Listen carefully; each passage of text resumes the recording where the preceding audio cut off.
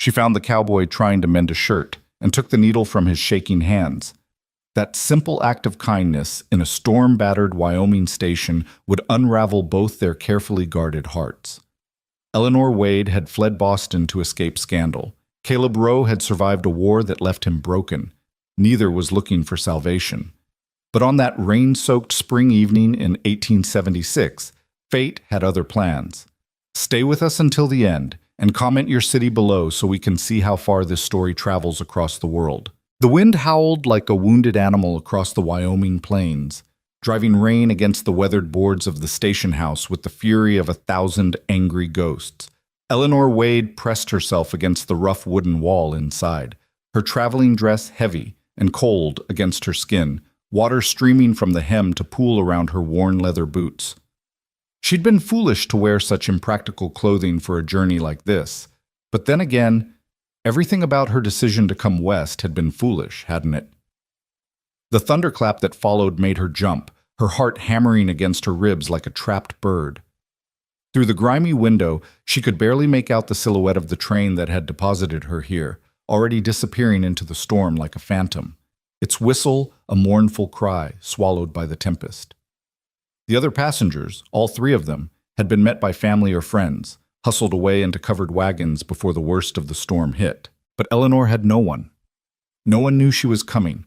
No one was expecting Eleanor Wade, failed fiancée, subject of whispered scandal, 24 years old and already considered a spinster by Boston society's cruel standards. "You all right there, miss?" The voice startled her. She turned to find the station master, a wizened man with a face like tanned leather and eyes that had seen too many seasons, watching her with concern from behind his cluttered desk. A pot-bellied stove glowed red in the corner, throwing dancing shadows across walls plastered with train schedules and wanted posters. "Yes, thank you," Eleanor managed, though her voice betrayed her with a tremor. The storm caught me unprepared." "Spring storms out here don't ask permission, miss. They just come." He scratched his gray beard thoughtfully. "You waiting for someone?" "No, She hesitated. How much should she reveal? "I'm the new school teacher for Prosper Ridge." The old man's eyebrows rose. "That's so? Well, I'll be. We heard someone was coming but didn't know when. Prosper Ridge is about 8 miles north. You won't be going nowhere tonight, not in this blow. Old Widow Henshaw runs a boarding house about a quarter mile up the road. I can take her." Both Eleanor and the station master turned toward the voice. In the dim corner she hadn't properly noticed before, a man sat on a rough wooden bench, hunched over something in his lap. He was tall, that much was evident even seated, with shoulders broad enough to block out the wall behind him. Dark hair fell across his forehead, damp with rain or sweat she couldn't tell. His clothes were practical: worn denim pants, a shirt that might once have been blue, and a leather vest that had seen better days. Boots caked with mud stretched out before him. But what caught Eleanor's attention, what made her breath catch in a way that had nothing to do with the cold, were his hands. Large, weathered hands that shook violently as they struggled to thread a needle through a torn shirt sleeve, the fabric already stained dark with what could only be blood. "Caleb, you sure?" the station master asked, concern evident in his tone. "You look like you've been rode hard and put up wet." "I'm fine, Henry." The man, Caleb, didn't look up from his task, his jaw set in stubborn determination.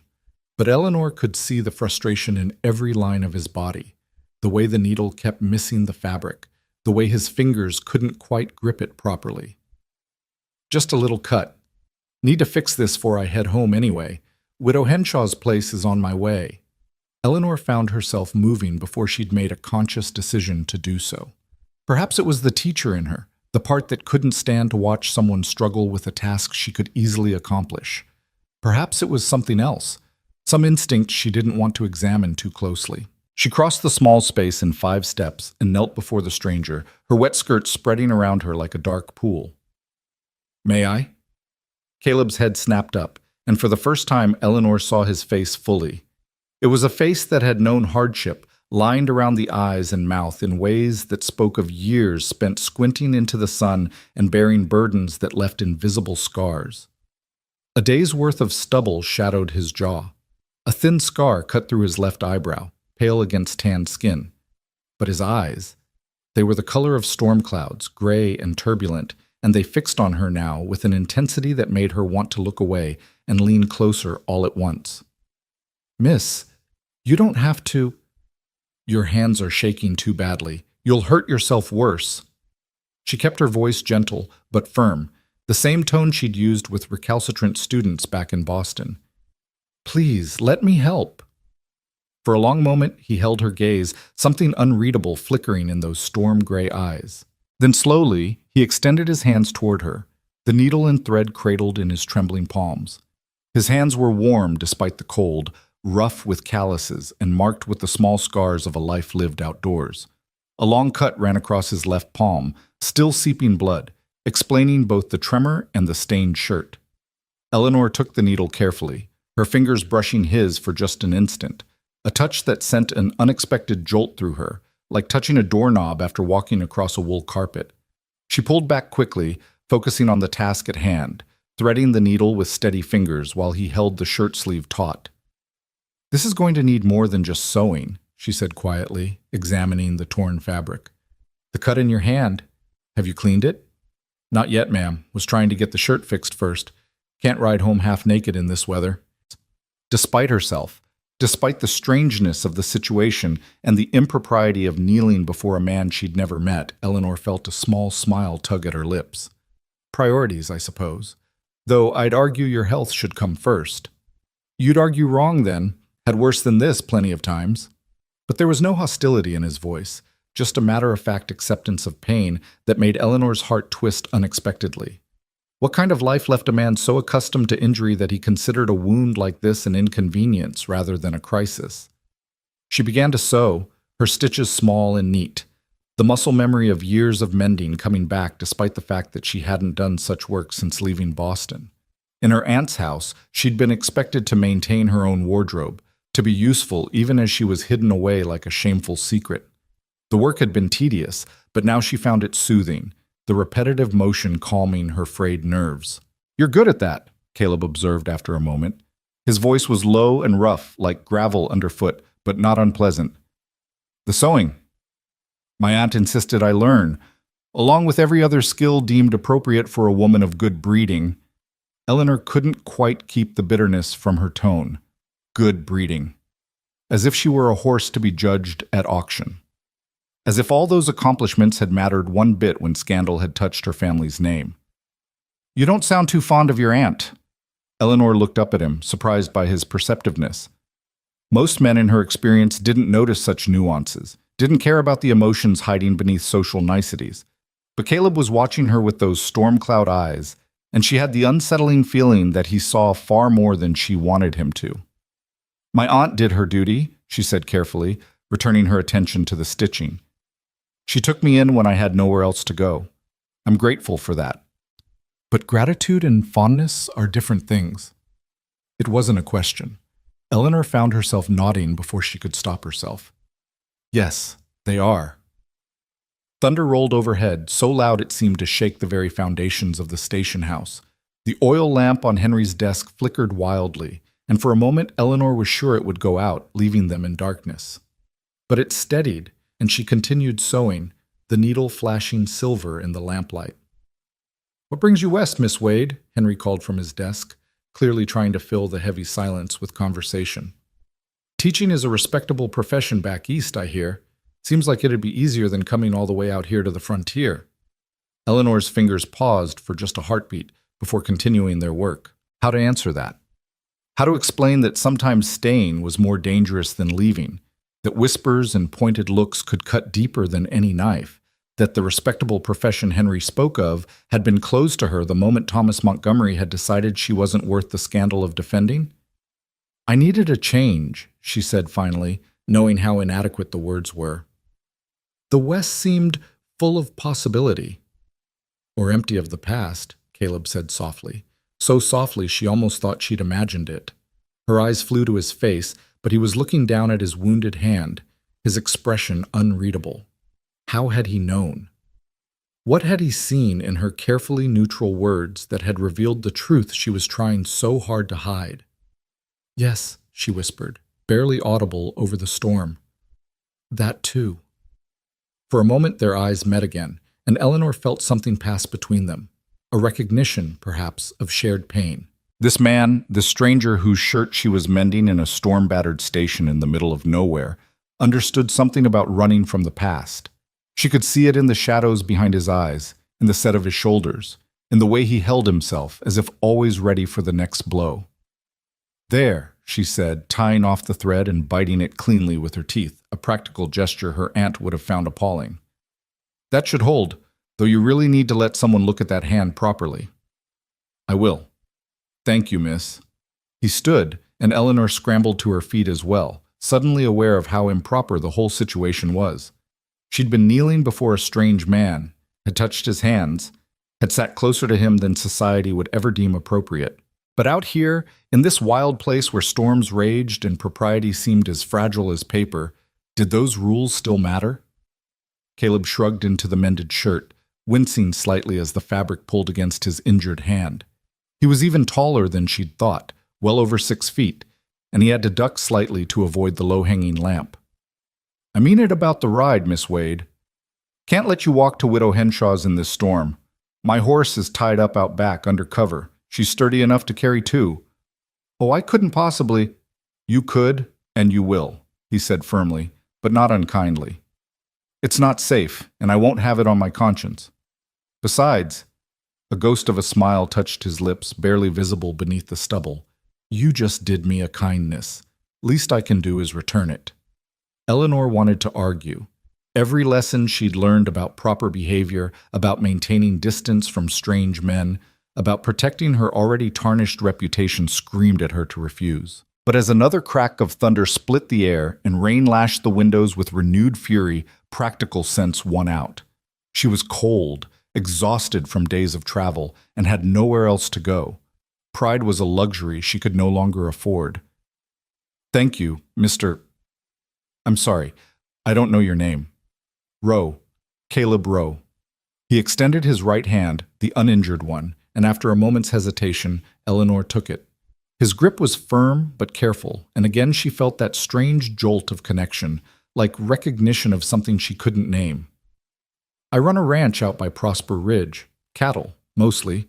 Been out here about 5 years now. Eleanor Wade. She released his hand, folding her own together in front of her to hide their sudden trembling.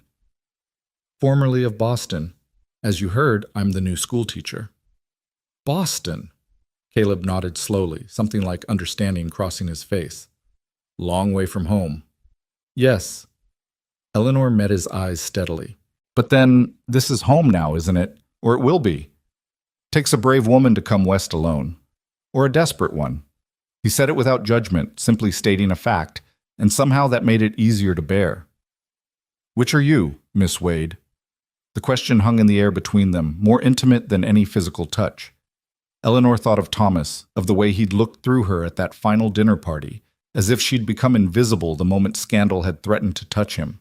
She thought of her aunt's tight-lipped disappointment, of the doors that had closed one by one, of the suffocating feeling that her entire life had already been decided and found wanting. Maybe both, she said finally. Can a person be both? Caleb studied her for a long moment, and she had the strange feeling of being catalogued, assessed, understood in a way that should have felt invasive but somehow didn't. Yes, he said quietly. I reckon a person can be both. Most people out here are. You speaking from experience, Mr. Rowe? Something flickered in his eyes, pain, memory, regret. She couldn't tell. We all got our reasons for being where we are, Miss Wade. Some of us just got better reasons than others. Before Eleanor could respond, Henry cleared his throat loudly. Caleb, you sure you're up for riding in this? That hand. I'm fine, Henry. Stop fussing. But Caleb's voice was affectionate rather than annoyed. Clearly, these two men knew each other well. Let me get my coat and we'll be on our way. Miss Wade, you got bags? Just one trunk. It's outside by the platform. I'll fetch it. You wait here where it's dry. He strode to the door, moving with a slight limp she hadn't noticed before. Another injury. Another scar. Another piece of a story she didn't know. The door swung open with a bang, admitting a blast of wind and rain that made the lamp flame dance wildly. Then he was gone, swallowed by the storm. Eleanor turned to find Henry watching her with an expression that was hard to read. "Caleb's a good man," the old station master said carefully. "Been through hell and back, pardon my language. But he's got a good heart. Just wounded, if you take my meaning." "I don't—" Eleanor started to protest that she had no particular interest in Caleb Rowe's character, that this was simply a practical arrangement, a stranger helping another stranger in a storm. But the words died on her lips because they weren't true. She was interested, dangerously, inexplicably interested in the man with storm cloud eyes and shaking hands, the man who noticed the things she didn't say, who understood about running from the past. "Just thought you should know," Henry continued. "In case you were wondering, folks around here, we look after each other. And we look after Caleb on account of what he's been through. So if you're going to be teaching our children, you should know he's the sort of man who'd give you the shirt off his back, literally, as you just saw, but he's also the sort who might not be able to give much more than that. He's got his demons, like we all do. His just got sharper teeth than most." Eleanor absorbed this information, unsure what to do with it. She hadn't asked for a character reference, hadn't asked for anything except a way out of Boston and a chance to start fresh. But here was Henry, practically a stranger himself, warning her about another stranger, as if there was already something to warn about, as if a simple act of sewing and a shared ride through a storm meant something more than passing kindness between people thrown together by circumstance. "I'm not looking for—" she began, then stopped. What wasn't she looking for? Romance? She'd had that, and it had ended in humiliation. Marriage. That door had been closed to her the moment Thomas had walked away. A fresh start? But wasn't that exactly what she'd come here for? "I'm just here to teach, Mr. Henry, that's all." "Call me Henry, miss. Just Henry. And I'm sure that's true." But he smiled as he said it, a knowing smile that made Eleanor want to protest further and also to hide her face, because somehow this old man she'd known for all of 20 minutes could see something she was trying very hard not to acknowledge herself. But life out here has a way of surprising folks. You might come looking for one thing and find something else entirely. Just keep an open mind, that's all I'm saying.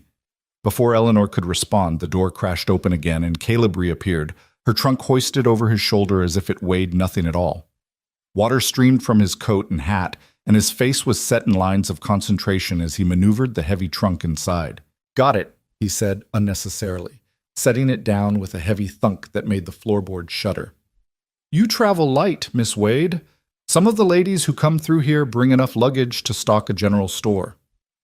Eleanor thought of all the things she'd left behind, the fancy dresses that no longer fit her new life, the jewelry that had been sold to pay debts, the books that had been too precious to part with but too numerous to bring. This trunk held everything she owned now: 3 practical dresses, 2 sets of undergarments, a coat, a few books she couldn't bear to abandon, and a daguerreotype of her parents, both long dead. The sum total of 24 years of life, reduced to one manageable trunk. "I'm not like most ladies," she said quietly. Caleb's eyes met hers, and for just a moment that ghost of a smile returned. "No," he agreed. "I don't reckon you are." He secured the trunk with practiced efficiency, tying it with rope he produced from somewhere in his coat, then turned to Henry. "Tell Doc Pritchard I'll be by tomorrow to get this hand looked at properly, and let Martha know at the general store that I'll need to settle my account end of the week." "Will do, Caleb. You take care now, you hear? And Miss Wade, welcome to Wyoming. Hope it treats you better than that storm suggests." Eleanor managed a smile, though her nerves were wound tight as piano wire. "Thank you, Henry, for everything." Then Caleb was opening the door again, ushering her out into the maelstrom. The wind hit her like a physical blow, stealing her breath and nearly knocking her off her feet. But Caleb's hand was suddenly at her elbow, steadying her, his grip strong and sure despite the injury. Together they made their way around the side of the building, heads bent against the rain, shoes squelching in the mud that seemed to be everywhere. The horse was a big roan mare, standing patiently under a rough lean-to that provided scant shelter from the storm.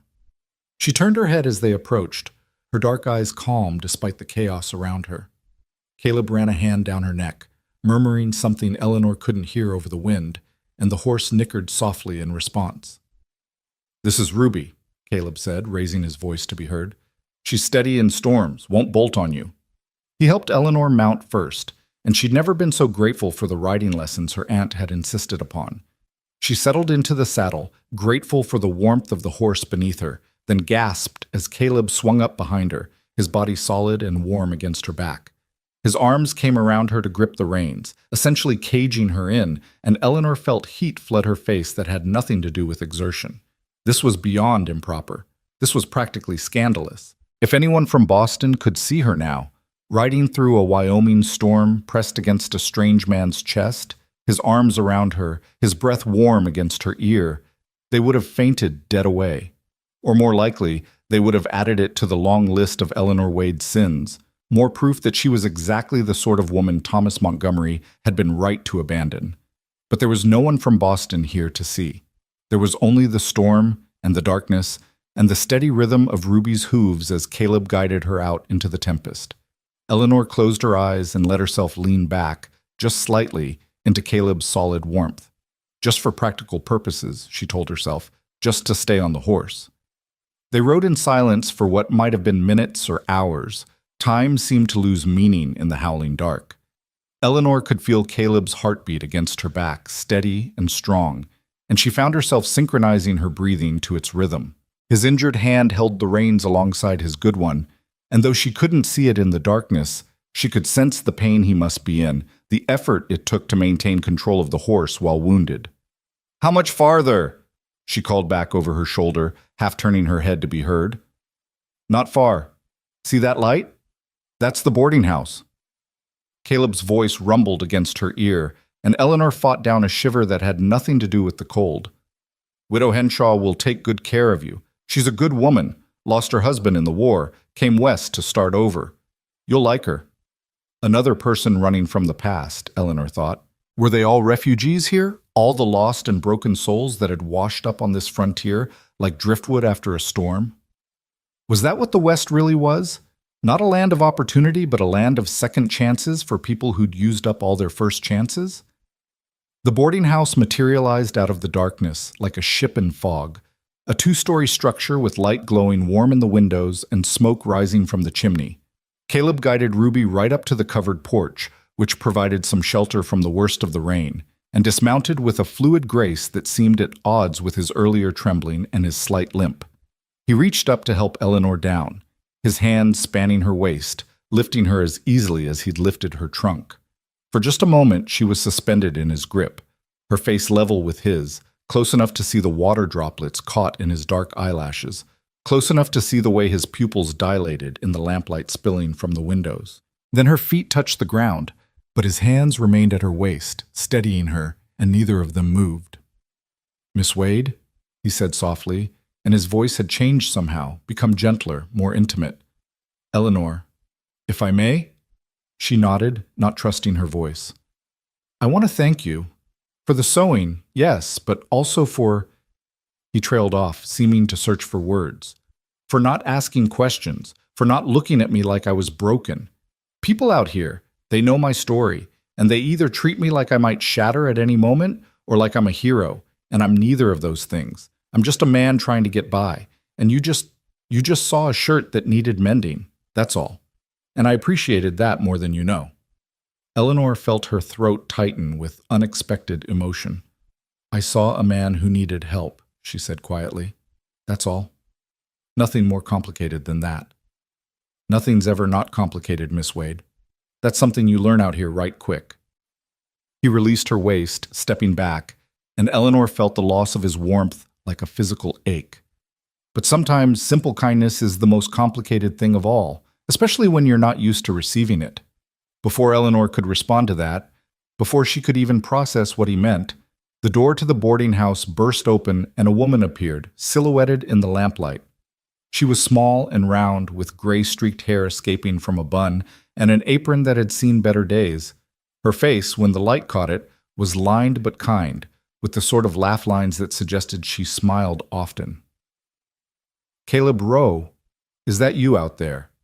And who? Oh, my stars, is this our new school teacher? Come in, come in. You're both soaked through. What are you thinking riding in weather like this? You'll catch your death. The woman, Widow Henshaw presumably, bustled down the steps with surprising agility for someone her age, taking Eleanor by the arm and practically dragging her toward the door. Come on, dear, let's get you dry. Caleb, you bring that trunk up, and then you march yourself right in here too. That hand looks terrible even from here. I've got hot water on and some of my special salve that'll fix that right up. Martha, I'm fine. Don't you, Martha, I'm fine me, Caleb Rowe.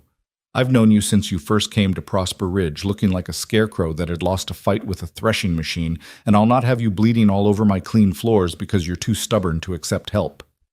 She turned to Eleanor, her sharp eyes taking in every detail. Men. Think they have to be strong all the time, don't know when to let themselves be cared for. You'll learn that out here, Miss Wade. The secret to managing frontier men is knowing when to listen to their protests and when to ignore them completely. Despite everything, the cold, the exhaustion, the strangeness of her new circumstances, Eleanor felt a laugh bubble up in her chest. There was something infectious about Martha Henshaw's energy, something warm and maternal that made Eleanor's heart ache with longing for things she'd lost or never had. I'll remember that, Mrs. Henshaw. Oh, none of that Mrs. business. I'm Martha to everyone worth knowing, and I have a feeling you're going to be worth knowing, Miss Wade. Come on, let's get you inside. Caleb, trunk. Now. Caleb met Eleanor's eyes over Martha's head, and there it was again. That ghost of a smile that transformed his face, made him look younger, less haunted. He touched the brim of his hat in a gesture that was somehow both old-fashioned and endearing. Yes, ma'am, he said meekly, but his eyes sparkled with suppressed amusement. The inside of the boarding house was exactly what Eleanor had hoped for, warm, clean, and welcoming. A fire crackled in a large stone fireplace, and the main room was furnished with comfortable if worn furniture. Quilts draped over the backs of chairs, and the smell of something delicious, stew, maybe, or soup, wafted from what must be the kitchen. Two other women sat near the fire, looking up with frank curiosity as Eleanor entered, but Martha shooed them away with practiced efficiency. Sarah, Emma, I'll introduce you to Miss Wade properly tomorrow. Right now she needs to get dry and warm, and Caleb needs medical attention he won't admit to needing. Go on now, back to your rooms. The women went without protest, though they cast interested looks over their shoulders as they climbed the stairs. Eleanor stood dripping on the rug, suddenly aware of how bedraggled she must look, how far she'd fallen from the polished young woman who'd left Boston weeks ago. Caleb brought in the trunk, setting it by the stairs, then stood awkwardly near the door as if unsure whether to stay or go. Martha took one look at him and pointed firmly at a chair by the fire. Sit, I'll get the medical supplies. Martha, really, I should get home. Mabel will be worried. Mabel's 17 years old and perfectly capable of handling one evening alone. Besides, you told me yourself she was staying over at the Pritchard place tonight to help with the new baby, so don't you dare use your sister as an excuse. Martha disappeared into another room, leaving Caleb and Eleanor alone by the fire. They looked at each other, and Eleanor felt that strange pull again, that sense of recognition she couldn't explain. They were strangers, had known each other for less than an hour, and yet standing here in the firelight, dripping onto Martha's rug, watching the play of shadows across Caleb's scarred face, Eleanor felt less alone than she had in months, maybe years. Your sister, she said, grasping for conversation, for something to fill the charged silence. Mabel. She's younger than you? By 13 years. Our mother died when Mabel was born, and our father... Caleb's jaw tightened. He died in the war, so she's my responsibility now. Has been since I was 19. 19. Good God, he'd taken on the responsibility of raising a child when he was barely more than a child himself. Eleanor thought of herself at 19, spoiled, sheltered, utterly unprepared for real life. What must it have been like for him, coming home from war? Because surely that's where he'd been. She could see it in the set of his shoulders, hear it in the way he said the war, as if those words held the weight of the world. To find himself the sole guardian of an infant sister? That must have been difficult, she said inadequately. It was. Still is sometimes. But Mabel's the best thing in my life. The only purely good thing, if I'm being honest. He looked into the fire, and Eleanor saw pain chase across his face like clouds across the sun. Everything else got complicated. Martha returned before Eleanor could respond, her arms full of bandages and bottles. All right, Caleb, let's see that hand. And Miss Wade, there's a screen in the corner there. I've laid out a dressing gown. It'll be too short for you. You're taller than me, but it's dry. Change into that and I'll hang your dress by the fire to dry. Tomorrow we'll see about getting you properly settled. Eleanor retreated behind the screen, grateful for the privacy and the chance to collect her thoughts. She could hear Martha's voice, gentle but firm, as she tended to Caleb's hand, and his occasional hiss of pain quickly stifled. Her own hands trembled as she unbuttoned her dress, from cold, she told herself, just from cold, and slipped into the soft cotton dressing gown Martha had provided. It felt strange to be here, in this little boarding house on the Wyoming frontier, wearing a stranger's clothes, listening to another stranger have his wounds tended, feeling things she had no business feeling for a man she'd just met. This wasn't like her. Eleanor Wade was practical, sensible, not given to flights of fancy or romantic notions. That's what Thomas had said anyway, that she was too sensible, too serious, not playful enough for a man of his station. But maybe Thomas didn't know her as well as he'd thought. Maybe she didn't know herself as well as she'd thought. Because standing here, listening to Caleb's voice rumble through the quiet room, she felt something stirring in her chest that was neither sensible nor serious, something that felt dangerously like hope. All right, Miss Wade, Martha called out. You decent? Eleanor emerged from behind the screen, her wet clothes bundled in her arms. Martha took them with a maternal efficiency, tutting over the quality of the fabric. This is good wool, but not made for frontier weather. We'll have to see about getting you something more practical. I can sew, Eleanor offered. If you can direct me to a general store with fabric, we'll sort all that out. For now, sit. Martha pointed to the chair opposite Caleb, who was now slumped in his seat with his left hand properly bandaged and a cup of something steaming in his right. I'll get you some tea, and then I want to hear all about what brings a Boston girl to our little corner of Wyoming. Eleanor sat, tucking her feet under the dressing gown and pulling a quilt around her shoulders that Martha had draped over the chair. The fire was warm on her face, making her aware of just how cold she'd been. Across from her, Caleb watched with those storm cloud eyes, and she wondered what he saw when he looked at her. Another runaway, another refugee from a life that had gone wrong, or something else. Martha returned with tea, real tea, not the weak substitutes Eleanor had grown accustomed to during her journey, and settled herself in a chair between them like a benevolent matchmaker, though Eleanor was surely imagining that interpretation. So, Martha said, her eyes twinkling in the firelight. Our new school teacher. The whole town's been buzzing about you for weeks. Where you'd come from, what you'd be like, whether you'd last more than a month out here. Some folks placed bets, if you can believe that. Eleanor felt her cheeks heat with something other than the fire's warmth. Bets? Oh, don't mind them. Frontier folk will bet on anything. It's how we pass the time. Martha sipped her own tea, studying Eleanor over the rim of her cup. But I can tell already those bets were foolish. You've got steel in you, girl. I can see it. You wouldn't have made it this far if you didn't. I don't feel particularly strong, Eleanor admitted quietly. Most days I feel like I'm barely holding myself together. That's the definition of strength out here, Miss Wade, Caleb said softly. Not feeling strong, but carrying on anyway. Not being unbroken, but putting yourself back together every morning and facing the day. Anyone who tells you different is either a fool or a liar.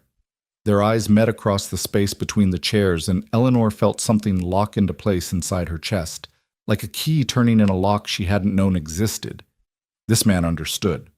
Whatever else happened, whatever complications arose from this strange beginning in the storm, Caleb Rowe understood what it meant to be broken and to keep going anyway. Well said, Caleb, Martha approved. And speaking of carrying on, Miss Wade, you should know that the schoolhouse is in good shape.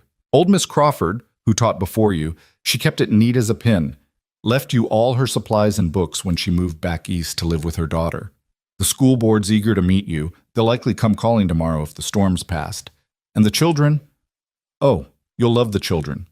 32 of them, ranging from little Tommy Peterson, who's just 6, to the Hoffman twins who are 15 and think they're too old for school.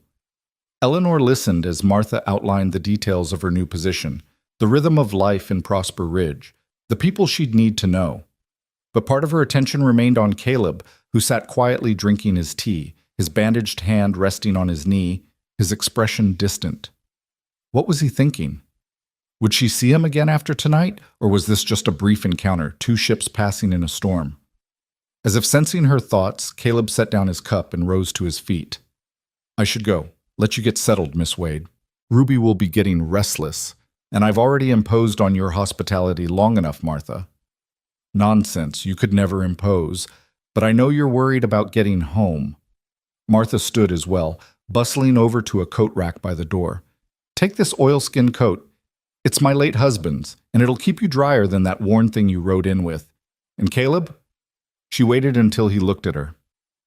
Change that bandage tomorrow. You hear me? And if it shows any sign of infection, you get yourself to Doc Pritchard immediately. Yes, ma'am.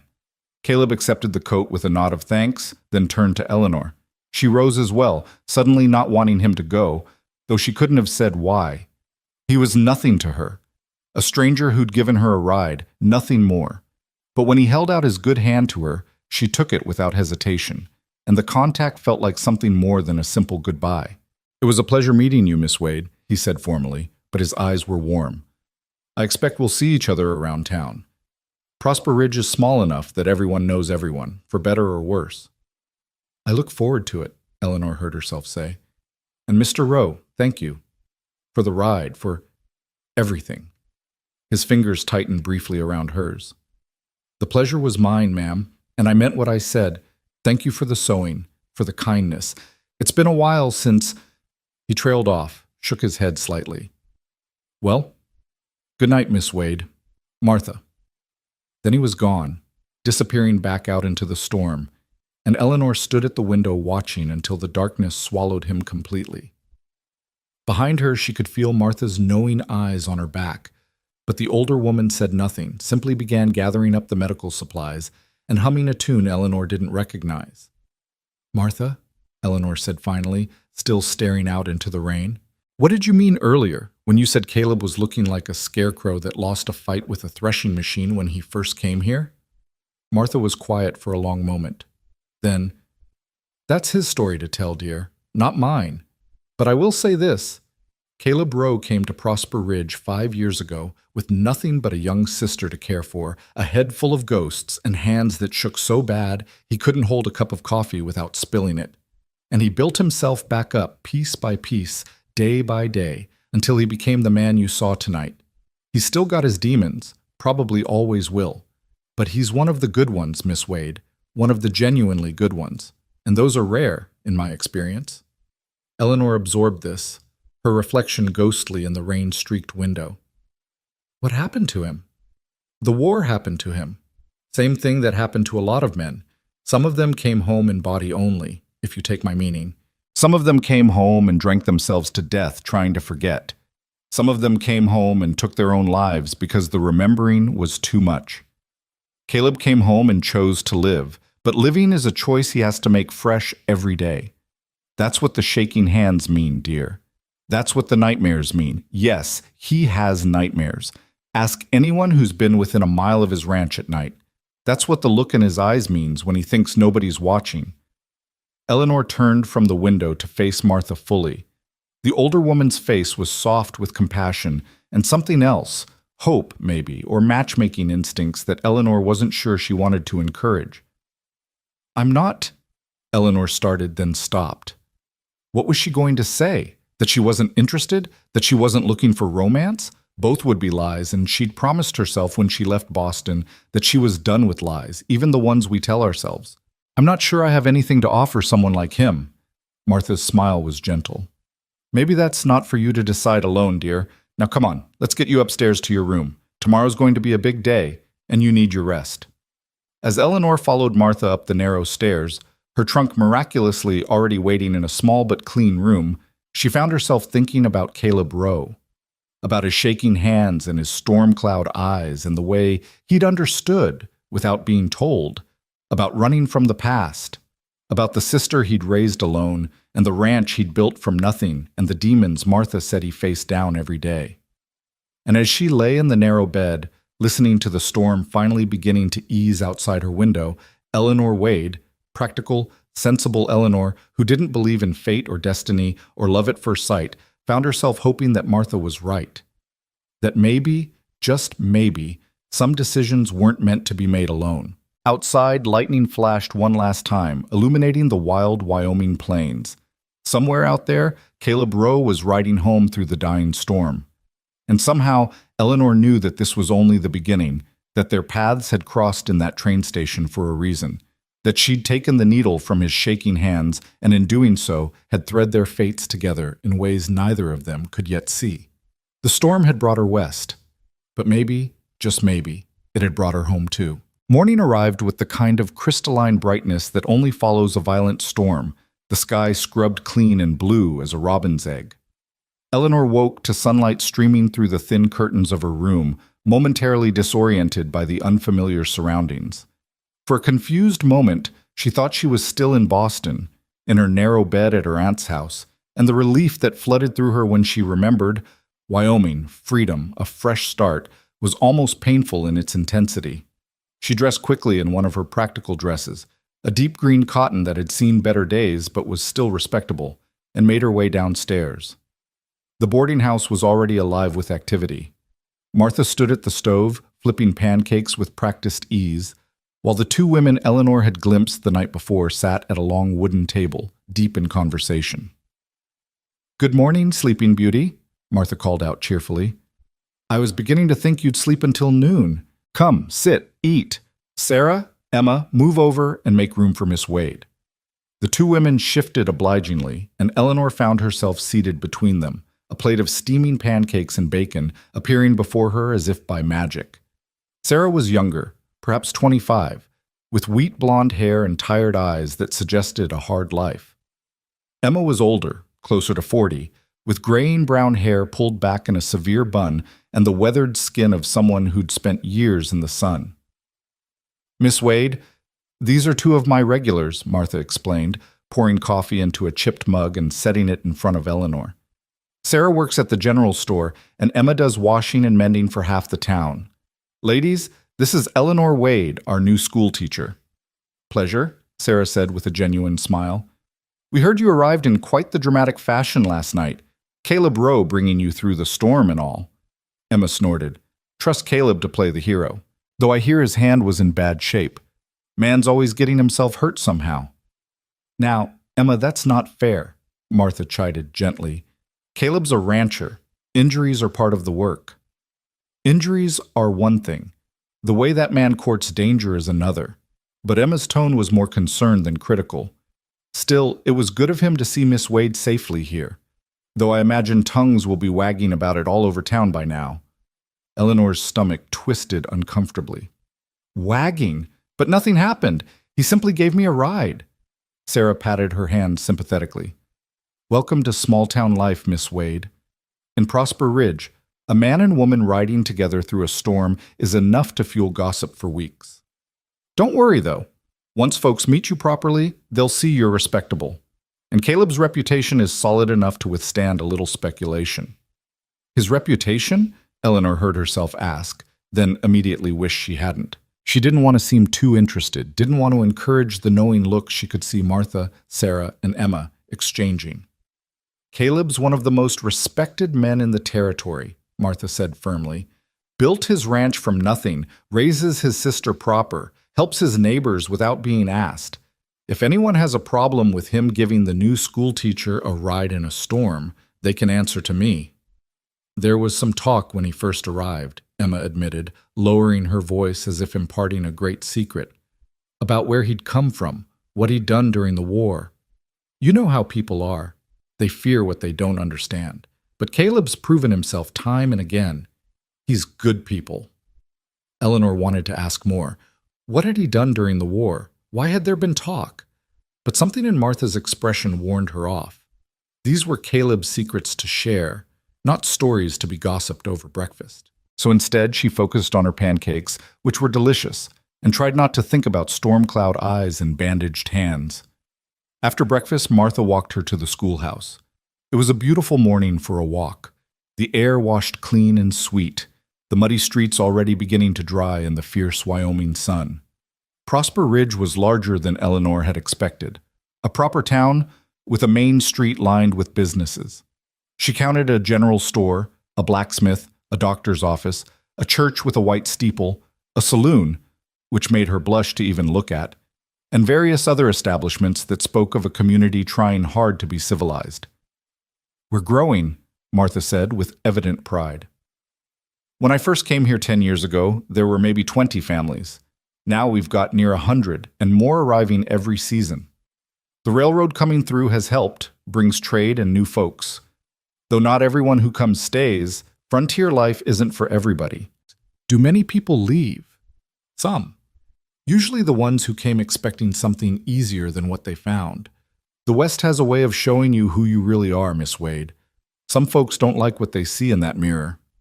They turned off the main street onto a smaller lane, and there it was, a tidy white building with a bell tower and a small porch. The schoolhouse. Eleanor's schoolhouse now. Her heart began to hammer with a mixture of excitement and terror. This was real. This was actually happening. She was going to teach frontier children in a one-room schoolhouse in Wyoming, hundreds of miles from everything she'd ever known. "It's perfect," she breathed.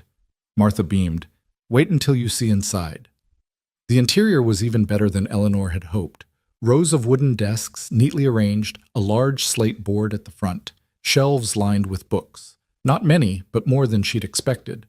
A teacher's desk with a chair that had seen better days but was still sturdy. Windows on both sides letting in abundant light. A pot-bellied stove in the corner for winter warmth. And everywhere, the smell of chalk and old wood and possibility. "Miss Crawford kept it nice," Martha said softly. "She taught here for 15 years.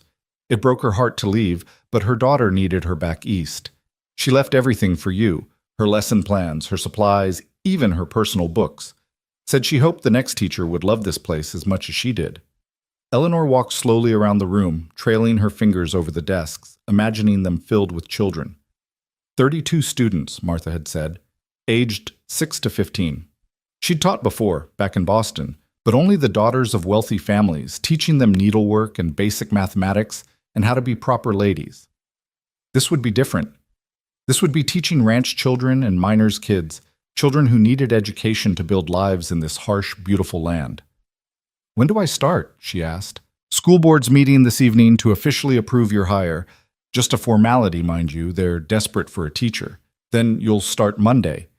That gives you a few days to settle in, prepare lessons, meet some of the families."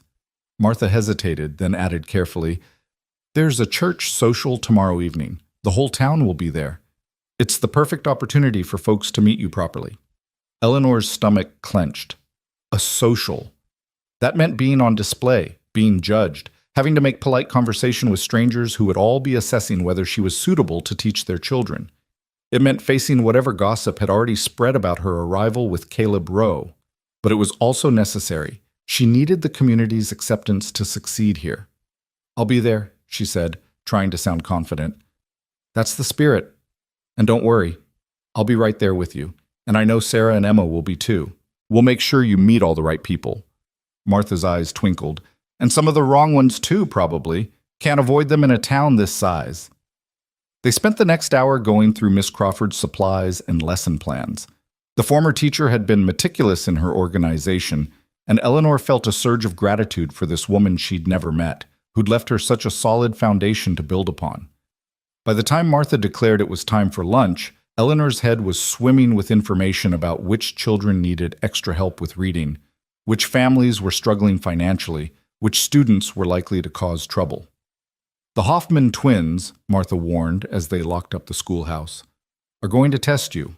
They've run off 3 substitute teachers in the month since Miss Crawford left. They're not bad boys, just spirited and convinced they don't need more schooling." "I'll manage," Eleanor said with more confidence than she felt. They were walking back toward the boarding house when Eleanor heard it, the sound of a horse being ridden hard, hooves thundering on the packed earth. She turned to see a girl racing down the main street on a paint horse, her long dark hair streaming behind her like a banner, her face lit with fierce joy.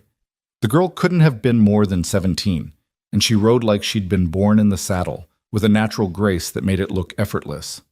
"That's Mabel Rowe," Martha said, a mix of affection and exasperation in her voice. "Caleb's sister.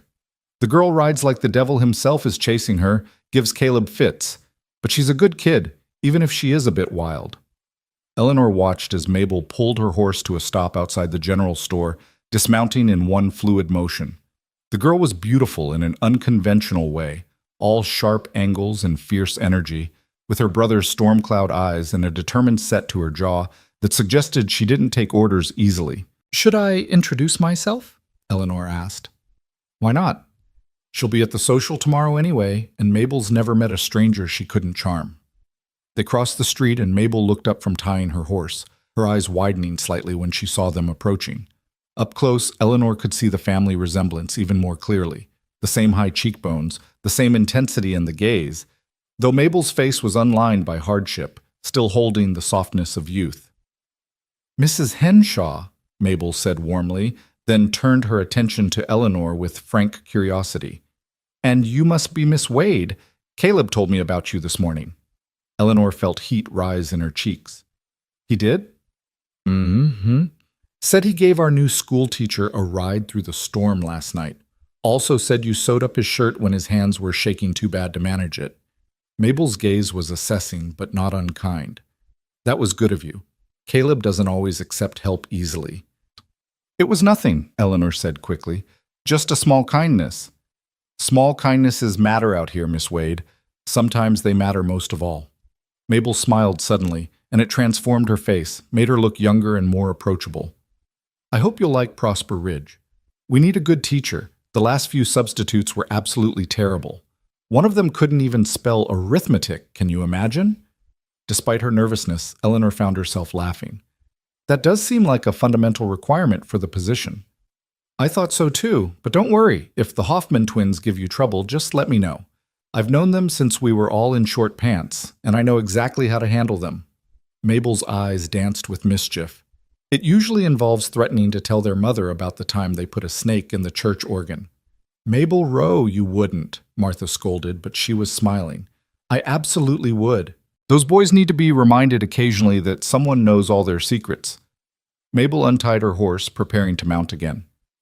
"Miss Wade, it was lovely to meet you. I'm sure I'll see you at the social tomorrow." "Yes, I'll be there." "Wonderful. Fair warning, every unmarried man in 3 counties is going to want to meet you. New, pretty, and educated. You'll be the belle of the ball." Mabel swung into the saddle with that same fluid grace. "But don't let them intimidate you. Most of them are harmless, and the ones that aren't, well, we'll make sure they keep their distance." With a wave and a kick of her heels, Mabel was off again, racing down the street with reckless abandon.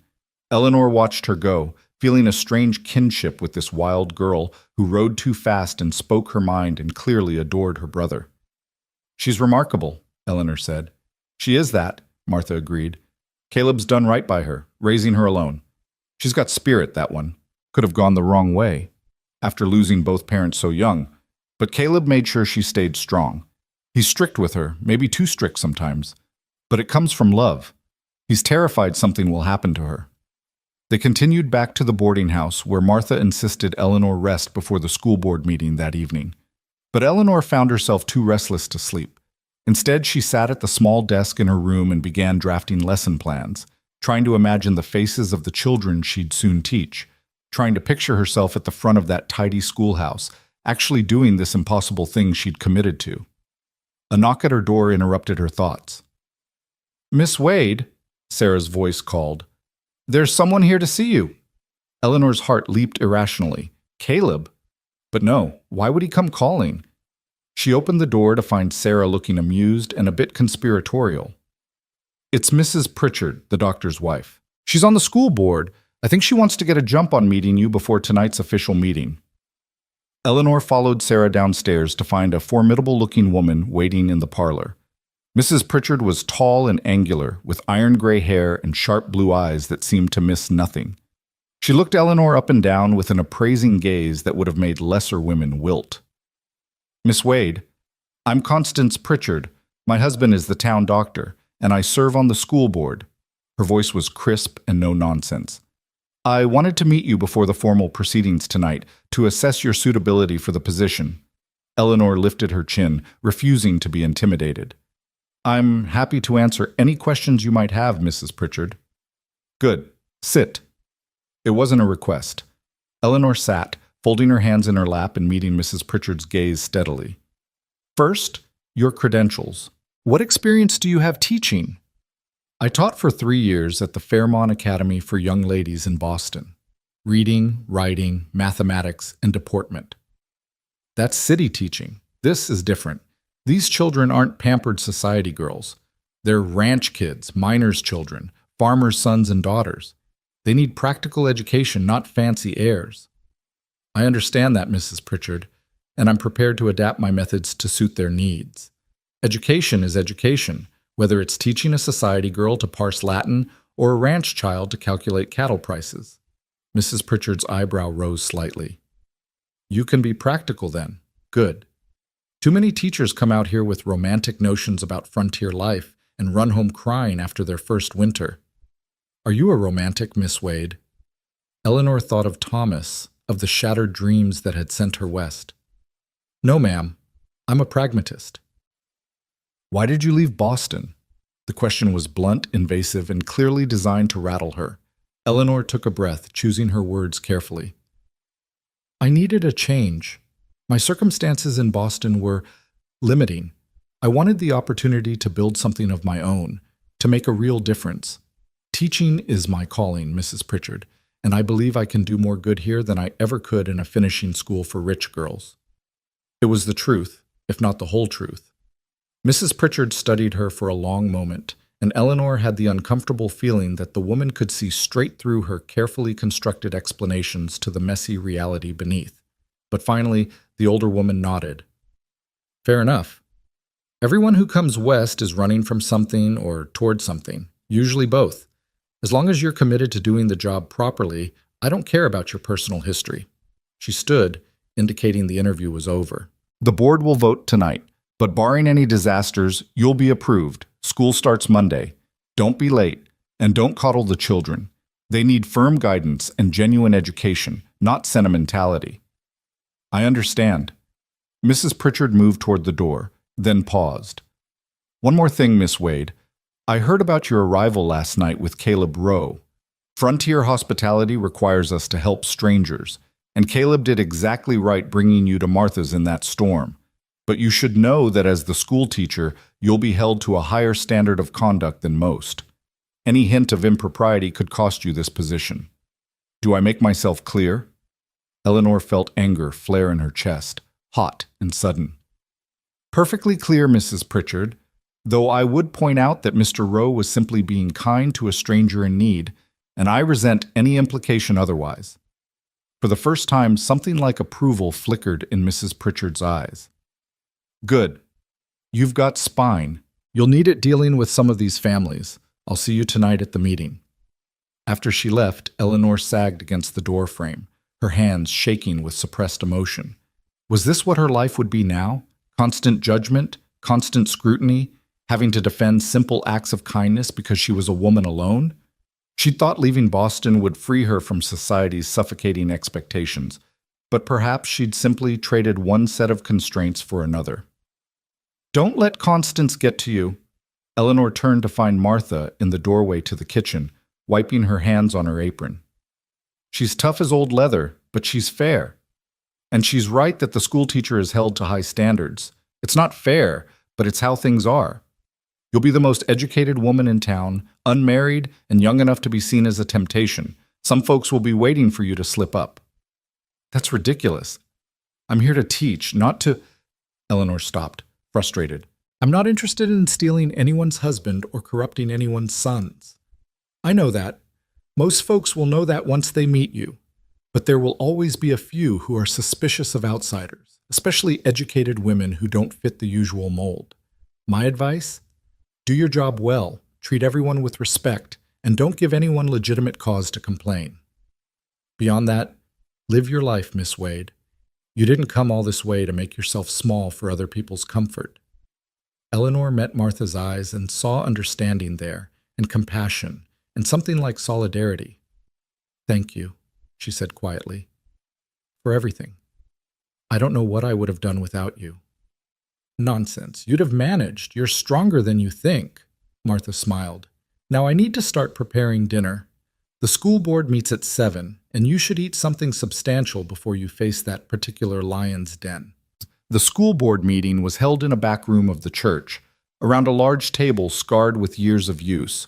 Besides Mrs. Pritchard, there were 4 other members: Reverend Thomas, a kindly-looking man with gentle eyes; Mr. Carson, who owned the general store; Mrs. Henderson, a rancher's wife with capable hands and a warm smile; and Mr. Hoffman, father of the notorious twins, who looked perpetually tired.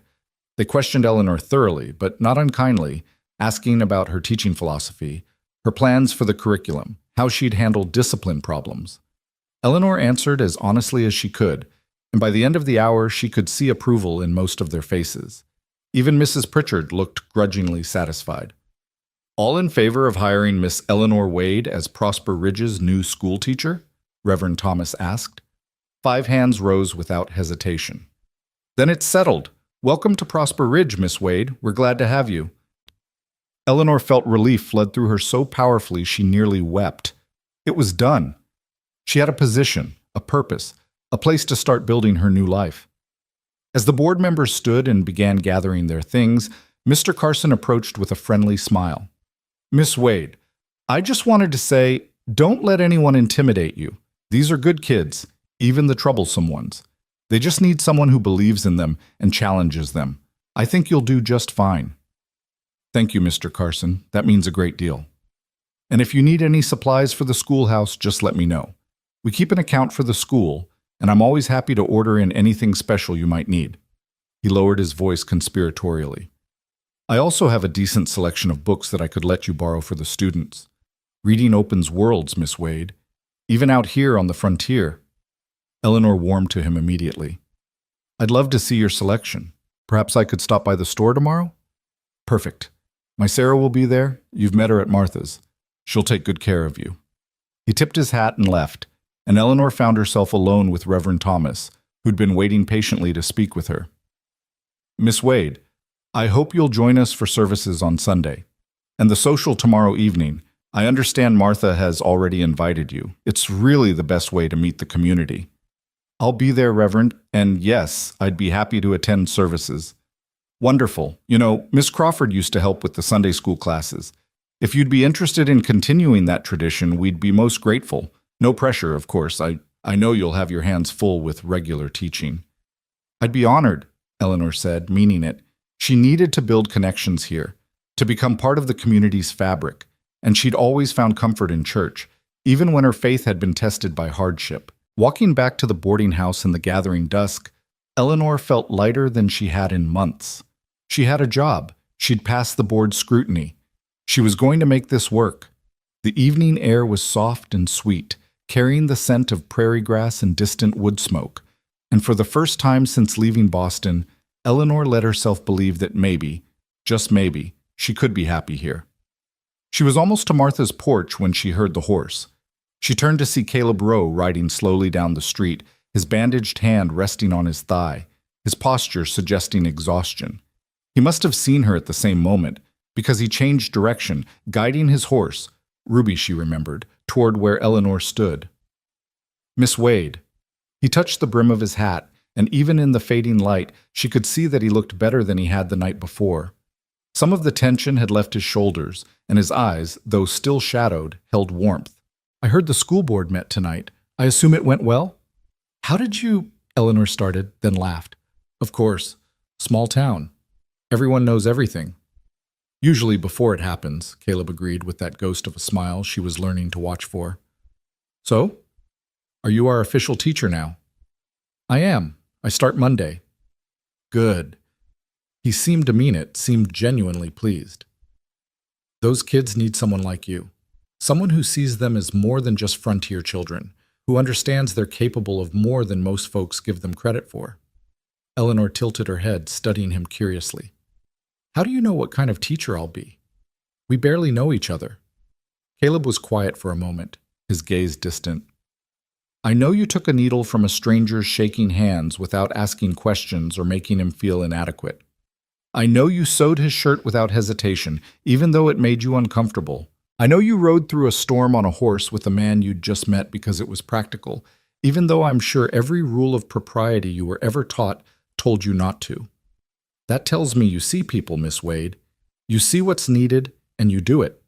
That's what makes a good teacher. Eleanor's throat felt tight. You see a great deal for someone who claims we barely know each other. Maybe we know each other better than most people who've been acquainted for years. Maybe some things don't need time to recognize.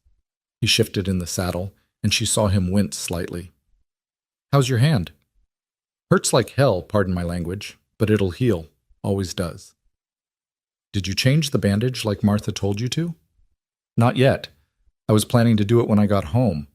Eleanor made a decision before she could second-guess herself. Come inside. Let me check it. I'm not a doctor, but I can at least make sure it's clean and properly wrapped. Caleb looked like he wanted to refuse, and Eleanor could see the war in his expression, pride battling with practicality, stubborn independence fighting against the simple truth that he needed help. Finally, practicality won. All right, thank you. He dismounted with careful movements that suggested more injuries than just his hand and followed Eleanor up the porch steps. Martha was in the kitchen when they entered, and her eyebrows rose nearly to her hairline when she saw Caleb. Twice in 2 days, Caleb Rowe. People will start to think you live here. Just need my hand checked, Martha. Miss Wade offered, and I'm too tired to argue. Smart man. Sit at the table. I'll get the supplies. Eleanor found herself once again tending to Caleb's wound, this time in the bright light of the kitchen lamp with Martha supervising. The cut looked better than it had the night before. No signs of infection, though it was still angry and red. Eleanor cleaned it gently with the carbolic solution Martha provided, trying not to notice the way Caleb's jaw clenched with pain, the way his right hand gripped the edge of the table hard enough to make his knuckles white. You're very brave, she murmured, wrapping fresh bandages around his palm. Not brave, just accustomed to pain. He said it matter-of-factly, without self-pity, but Eleanor's heart ached at the casual acceptance in his voice. What kind of life left a man so used to suffering that he barely acknowledged it? There. She tied off the bandage neatly. That should do until you can see Dr. Pritchard tomorrow. You're planning to see him, aren't you? If it'll make you stop worrying, then yes. I'm not worrying. I'm simply being practical. You're worrying. But his tone was warm, almost teasing, and when their eyes met, Eleanor felt that now familiar jolt of connection. And I appreciate it, even if I don't deserve it. Everyone deserves to have someone worry about them, Eleanor said softly. Something shifted in Caleb's expression, something raw and unguarded. Maybe, but not everyone gets that privilege. Martha cleared her throat loudly, breaking the moment. Well, Caleb, since you're here, you might as well stay for supper. I made enough stew to feed a small army, and you look like you haven't eaten properly in days. I couldn't impose. You're not imposing if I'm inviting. Sit, eat. Miss Wade, you set the table. Martha bustled around her kitchen with determined efficiency, clearly brooking no arguments. So Eleanor found herself sitting across from Caleb Rowe at Martha's scarred kitchen table, sharing a simple meal of stew and fresh bread, while Sarah and Emma joined them with undisguised curiosity. The conversation flowed easily, moving from weather to crops to town gossip, and Eleanor was surprised to discover how comfortable she felt, how natural it seemed to be here with these people who'd been strangers just 24 hours ago. Caleb was different in this setting, more relaxed, almost cheerful, trading good-natured barbs with Martha and asking Sarah about her family. Eleanor learned that he was well-liked in the community, that people respected his hard work and his devotion to his sister, that he was the sort of neighbor who showed up when you needed help and never asked for anything in return. Caleb fixed our barn roof last summer, Sarah said warmly. Came over with Mabel and spent 3 days in the blazing heat, wouldn't accept a penny for it. Said neighbors help neighbors, that's just how it works. And when the Peterson baby was sick last winter, Caleb rode through a blizzard to fetch Doc Pritchard, Emma added. Could have died making that ride, but he didn't hesitate. Caleb looked uncomfortable with the praise, his gaze fixed on his bowl. Anyone would have done the same. But not everyone did, Martha said pointedly. You did, Caleb. You always do, which is why folks around here think so highly of you. Eleanor watched him deflect the compliments with practiced ease, and she wondered if he truly didn't see his own worth, or if years of whatever he'd been through had taught him to minimize his goodness, to keep himself small and unnoticed despite the size of his heart. After dinner, Caleb insisted on helping clear the table despite Martha's protests. As he handed Eleanor his empty bowl, their fingers brushed, and she saw something flicker in his eyes. Uncertainty, hope, fear, all tangled together. Then he stepped back, creating distance between them, and Eleanor felt the loss of his nearness like a physical ache. I should go, he said quietly. It's getting late and I've got an early start tomorrow. Of course. Eleanor walked him to the door, very aware of Martha and the others watching from the kitchen. Thank you for dinner, for the conversation. Thank you for checking my hand, and for... He paused, seeming to search for words. For being kind, again. You seem to make a habit of it. You seem to need it more than you admit. Caleb's smile was sad. Maybe. But that doesn't make me a good bet, Miss Wade. I'm damaged goods, as they say. Got more ghosts than a man should carry, and I'm not always sure I'm winning the fight to keep them at bay. Eleanor's heart clenched. We all have ghosts, Mr. Rowe. Some of us are just better at hiding them. You got ghosts too? He asked it softly, intently, as if her answer mattered more than it should. Everyone who comes west is running from something or toward something, Eleanor said, echoing Mrs. Pritchard's words from earlier.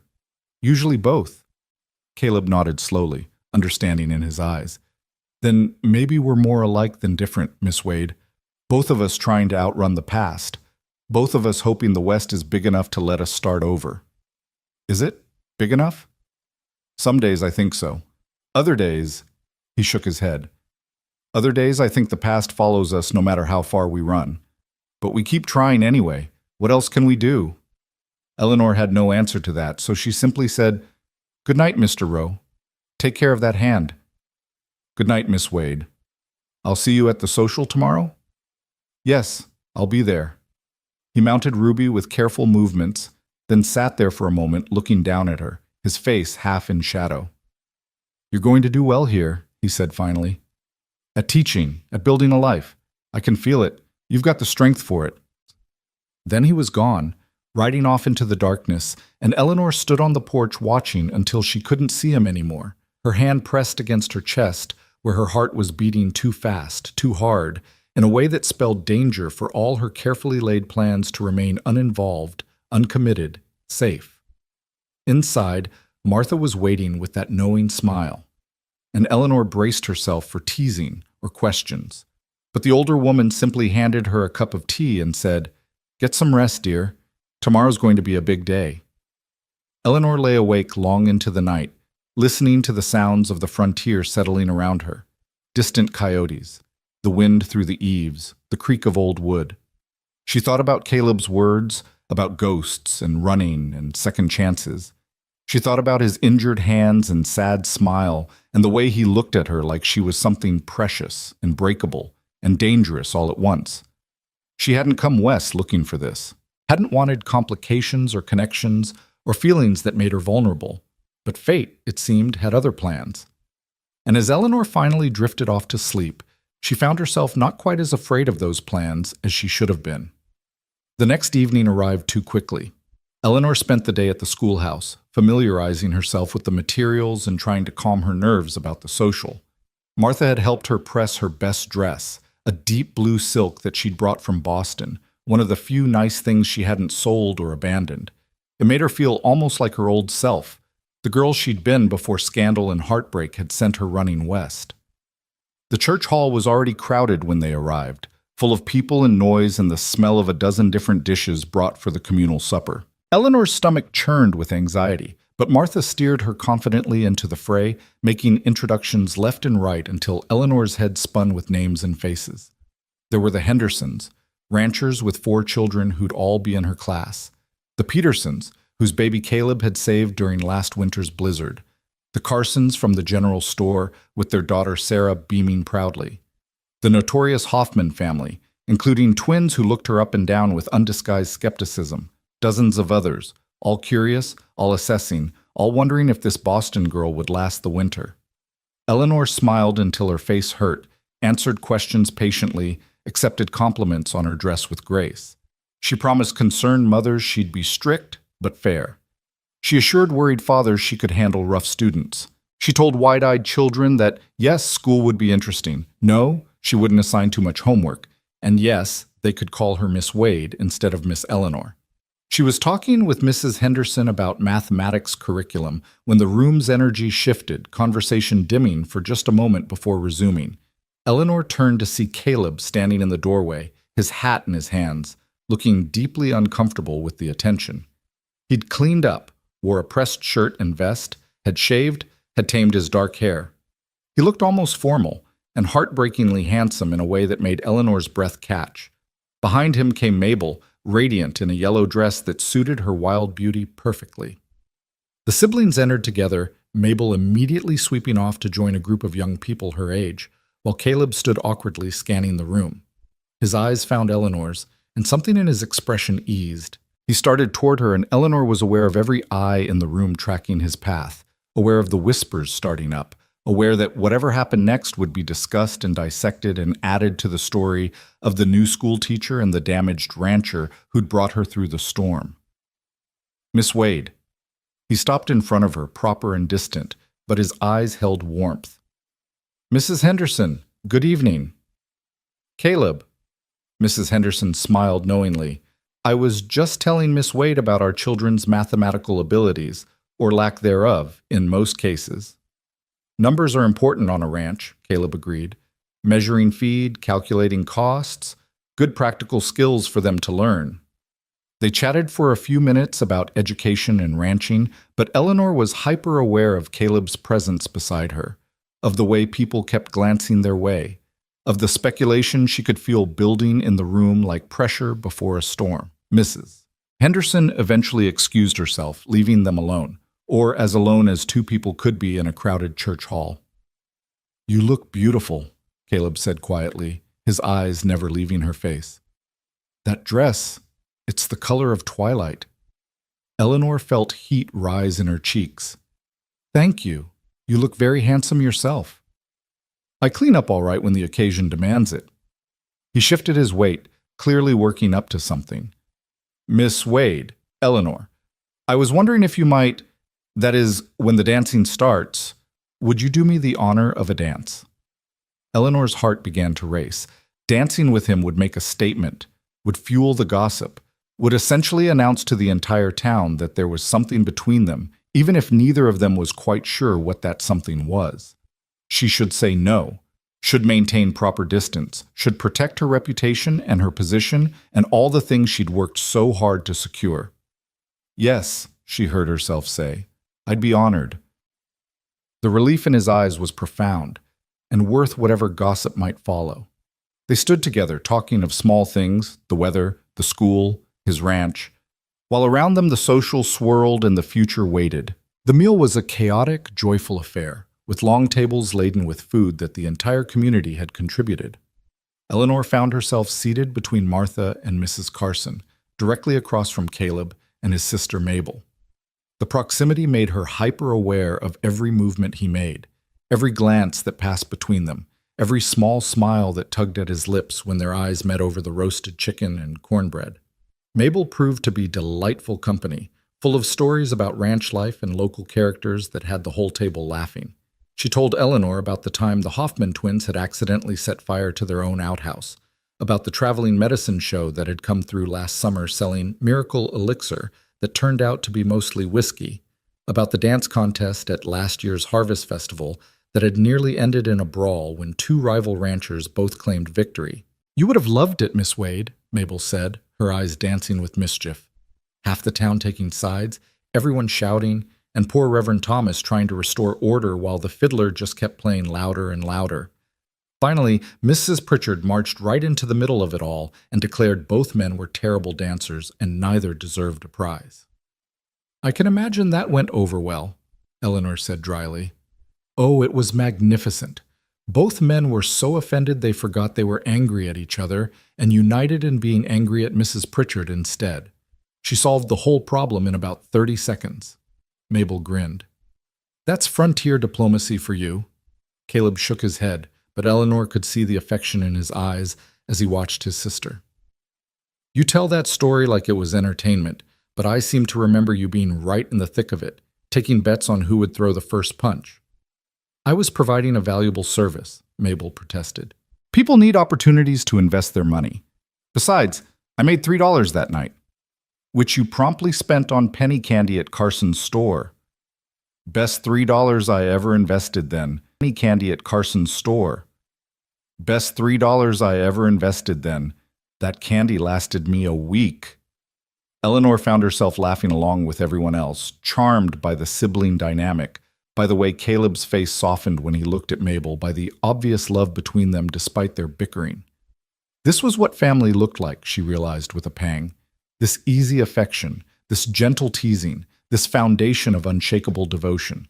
She'd never had it with her aunt, had lost it when her parents died, and seeing it now made her ache with longing for something she'd almost forgotten was possible. As if sensing her thoughts, Caleb caught her eye, and the understanding she saw there nearly undid her. He knew what it was like to lose family, to build something from the ashes of grief. He understood the empty spaces in her heart because he carried his own. After dinner, the tables were cleared and pushed to the sides to make room for dancing.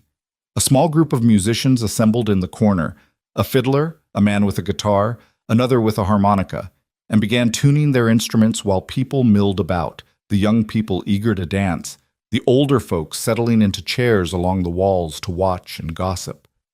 Eleanor felt her nerves return with full force.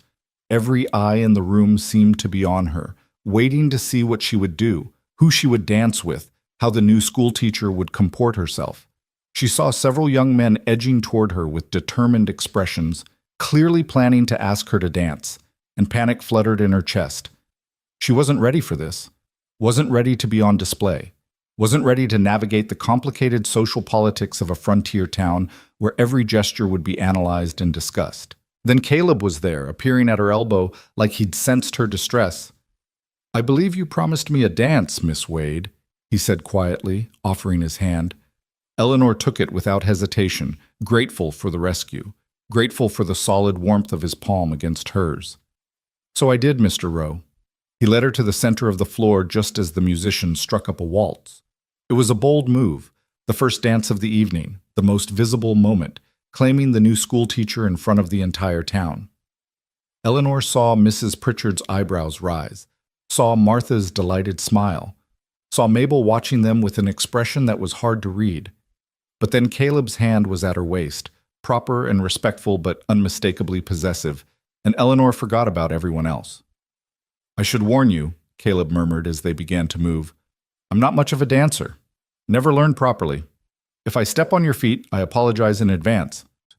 But he was better than he claimed, moving with the same natural grace he showed in everything else, his injured hand resting lightly at her waist while his good hand held hers firmly. They waltzed in silence for several measures, finding their rhythm, adjusting to each other's movements. Eleanor had danced countless times in Boston ballrooms, with polished gentlemen who'd been trained since childhood in proper technique. But none of those dances had felt like this, like coming home, like finding something she hadn't known she was looking for. "Thank you," she said softly, "for asking me first. I was feeling rather overwhelmed. I could tell. You had that look in your eyes, like a cornered animal deciding whether to fight or flee." His lips quirked in a small smile. "Besides, I wasn't about to let Jimmy Patterson or Tom Henderson get to you first. Those boys would have trampled all over your feet and bored you to tears with talk about cattle prices." Eleanor laughed despite herself. "And what will you talk about, Mr. Rowe?" "Anything you want, or nothing at all. Sometimes silence is its own kind of conversation." They danced without speaking for a while, and Eleanor found he was right. The silence between them wasn't awkward, but comfortable, full of unspoken understanding. She was aware of the eyes on them, of the whispers, but they seemed distant and unimportant. What mattered was this moment, this connection, the way Caleb looked at her like she was something precious. "Miss Wade," he he said finally, his voice low and serious. I want to be honest with you about something. Eleanor's heart began to pound. All right. People are going to talk. About us. About this. About me bringing you through the storm. About us dancing together now. Small towns are like that. They make stories out of nothing, and sometimes those stories become truth whether we want them to or not. He paused, seeming to gather his courage. I don't want to cause problems for you. Your position as teacher is important, and I'd never forgive myself if my attention damaged your reputation or made things difficult. Eleanor looked up at him, at the genuine concern in his storm cloud eyes, at the way he was prepared to step back if it would protect her. And something in her chest cracked open, something she'd been keeping carefully locked since Thomas had walked away. Mr. Rowe, Caleb, I appreciate your concern, but I didn't come west to live my life according to what other people think I should do. I came here to be free, to make my own choices, to build something real. She met his gaze steadily. If I want to dance with you, I'll dance with you. And if people want to talk about it, let them talk. Something blazed in his eyes, hope, wonder, and a heat that made Eleanor's breath catch. You're remarkable, he said softly. Do you know that? You're absolutely remarkable. I'm just a woman who's tired of being told what to do and who to be. No, you're so much more than that. His hand tightened slightly at her waist. You're brave and kind and strong, and you see people really see them in a way most folks don't. You took a needle from my shaking hands and didn't ask questions. You came west alone to teach children you'd never met. You stand here dancing with me knowing full well it'll cause gossip, and you don't care because you're living your own truth. That's not just tired, Miss Wade. That's courage. Eleanor felt tears prick her eyes and blinked them back furiously. No one had spoken to her like this in so long, with respect and admiration, seeing her as a complete person rather than a disappointment or a problem to be solved. Thomas had never looked at her the way Caleb did, had never understood the woman beneath the polished surface. But Caleb saw her, truly saw her, and found her worthy. You're going to make me cry, she whispered. Then I'll stop talking and just dance with you. But he didn't stop talking, not entirely. As they moved around the floor, he told her about his ranch, about the 100 acres he'd bought with money saved from 3 years of working other people's land, about the house he'd built with his own hands, about the small herd of cattle he was slowly growing. He told her about Mabel's dreams of one day opening a dress shop in town, about how smart she was despite having missed years of proper schooling while he'd struggled to establish the ranch. She needs someone like you, he said quietly. Someone who can see past her wildness to the intelligence underneath. She's too old for regular school now, but if you'd be willing to tutor her some, I'd be grateful. I'd be happy to help Mabel, Eleanor interrupted. And I won't take payment for it. Teaching isn't just about the classroom, Caleb. If she wants to learn, I want to teach her. See? Remarkable. He smiled, and it transformed his entire face, made him look years younger. She'll be thrilled. Fair warning, though. Mabel can be a handful. She's got opinions about everything and isn't shy about sharing them. I like her already. We need more women out here who aren't afraid to speak their minds. The waltz ended, and Eleanor expected Caleb to escort her back to the sidelines, to let other men have their turn dancing with the new school teacher. But as the musicians struck up another tune, faster this time, something lively and joyful, he simply adjusted his grip and kept dancing with her, and Eleanor didn't protest. Let people talk. Let them speculate and whisper. For the first time in years, she was exactly where she wanted to be. They danced through 2 more songs before social obligation forced them to separate. Caleb released her reluctantly, his fingers trailing across hers as they parted. Thank you, he said simply, for the dances, for everything. Thank you for asking. Then Jimmy Patterson was there, eager and awkward, requesting a dance, and Eleanor had no gracious way to refuse. She danced with Jimmy, then Tom Henderson, then 3 other young men whose names she immediately forgot. They were all perfectly nice, perfectly appropriate, and perfectly boring compared to Caleb. She found her eyes seeking him out across the room, found him watching her with an intensity that made her skin heat, found herself counting the minutes until she could politely extract herself from the endless parade of partners. Mabel appeared during a break between songs, linking her arm through Eleanor's with easy familiarity. "Come on, Miss Wade. Let's get some air before you're ambushed by more lovesick cowboys. Half the unmarried men in 3 counties are lined up waiting for their turn." Eleanor let herself be led outside onto the church steps, where the cool night air was a relief after the stuffy hall. Several other women had gathered there, fanning themselves and chatting, but they fell silent when Eleanor and Mabel appeared, their expressions ranging from curious to calculating. "Ladies," Mabel said cheerfully, "have you all met Miss Wade properly? Miss Wade, this is Jenny Morrison, Kate Sullivan, and Alice Chen. They're the closest thing this town has to society mavens, though don't tell them I said that." The 3 women laughed, and Eleanor felt some of the tension ease. Jenny was blonde and pretty, with laugh lines around her eyes that suggested a cheerful disposition. Kate was taller, with striking red hair and an assessing gaze. Alice was tiny and delicate, her Chinese heritage evident in her features, and Eleanor was surprised to see her here. She hadn't realized there were Chinese families in Prosper Ridge. "It's lovely to meet you all," Eleanor said sincerely. "We've been dying to properly meet you," Jenny said with a warm smile. "The whole town's been talking about you since we heard you were coming. And now that we've seen you dance with Caleb Rowe 3 times in a row, well, the talk has definitely intensified." Eleanor felt her cheeks heat. "It was hardly—" "Oh, don't apologize," Kate interrupted. "It was the most romantic thing we've seen in ages. Caleb hasn't danced with anyone at a social in the entire 5 years he's been here. To see him out there with you, looking at you like that, honestly, it's made half the women in town swoon with vicarious pleasure." "And the other half?" Eleanor asked warily. "Are plotting how to catch a man of their own," Alice said with a soft laugh. "You've raised the bar, Miss Wade. Now all the single ladies are hoping their beaux will be inspired to show similar devotion." "I'm not sure what you all think you saw," Eleanor said carefully, "but Mr. Rowe was simply being kind, welcoming me to the community." "Oh, honey, no," Jenny said gently. "That wasn't simple kindness. That was a man staking a claim, making sure every other man in that room knew you were spoken for, whether you've admitted it to yourself yet or not." Eleanor opened her mouth to protest, then closed it again. Was it true? Had Caleb been claiming her in his quiet way? And more importantly, how did she feel about that?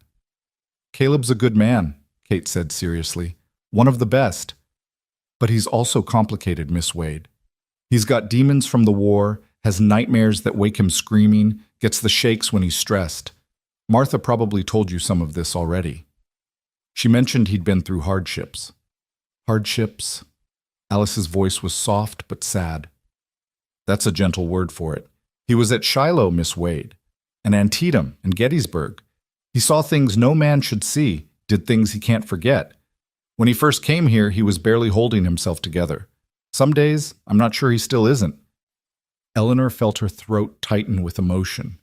She'd known Caleb was a veteran, had seen the evidence of trauma in his shaking hands and haunted eyes. But hearing it stated so baldly, imagining him on those terrible battlefields she'd read about in newspapers, seeing unspeakable horrors, it made her heart ache. "Why are you telling me this?" she asked quietly. "Because you deserve to know what you might be getting into," Jenny said gently.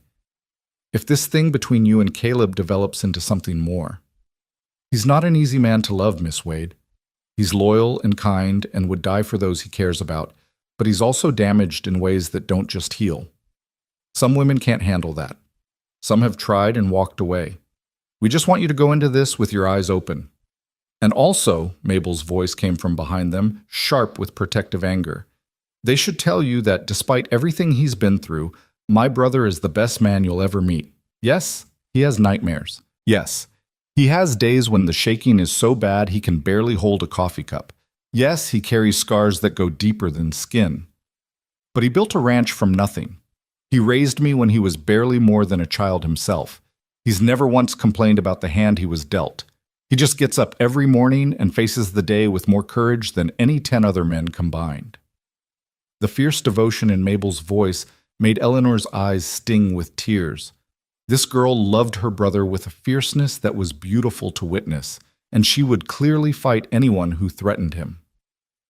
"Mabel, we're not attacking Caleb," Kate said gently. "We're just being honest about—" About the fact that he's damaged goods? Mabel's eyes flashed. About how the new school teacher should think twice before getting involved with the broken veteran? I heard you, Kate Sullivan, and I don't appreciate it. That's not what we meant, Jenny protested. Isn't it? Mabel turned to Eleanor, her expression fierce. Miss Wade, my brother is the best man I know. If you can't see that, if his scars are too much for you, then you should walk away now. He doesn't need another person who looks at him with pity or fear.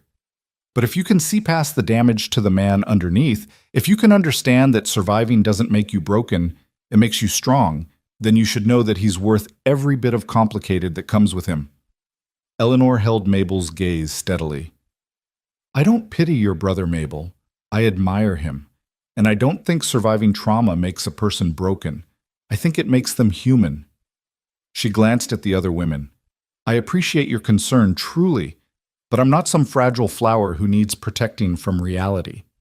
I know Caleb has been through terrible things. I know he carries scars. But so do I.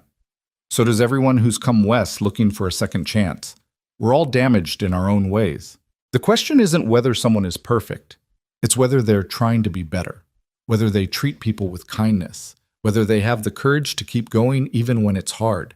And from what I've seen, Caleb Rowe has more of those qualities than anyone I've ever met. The silence that followed was profound. Then Mabel's fierce expression melted into a brilliant smile. I knew I liked you, Miss Wade.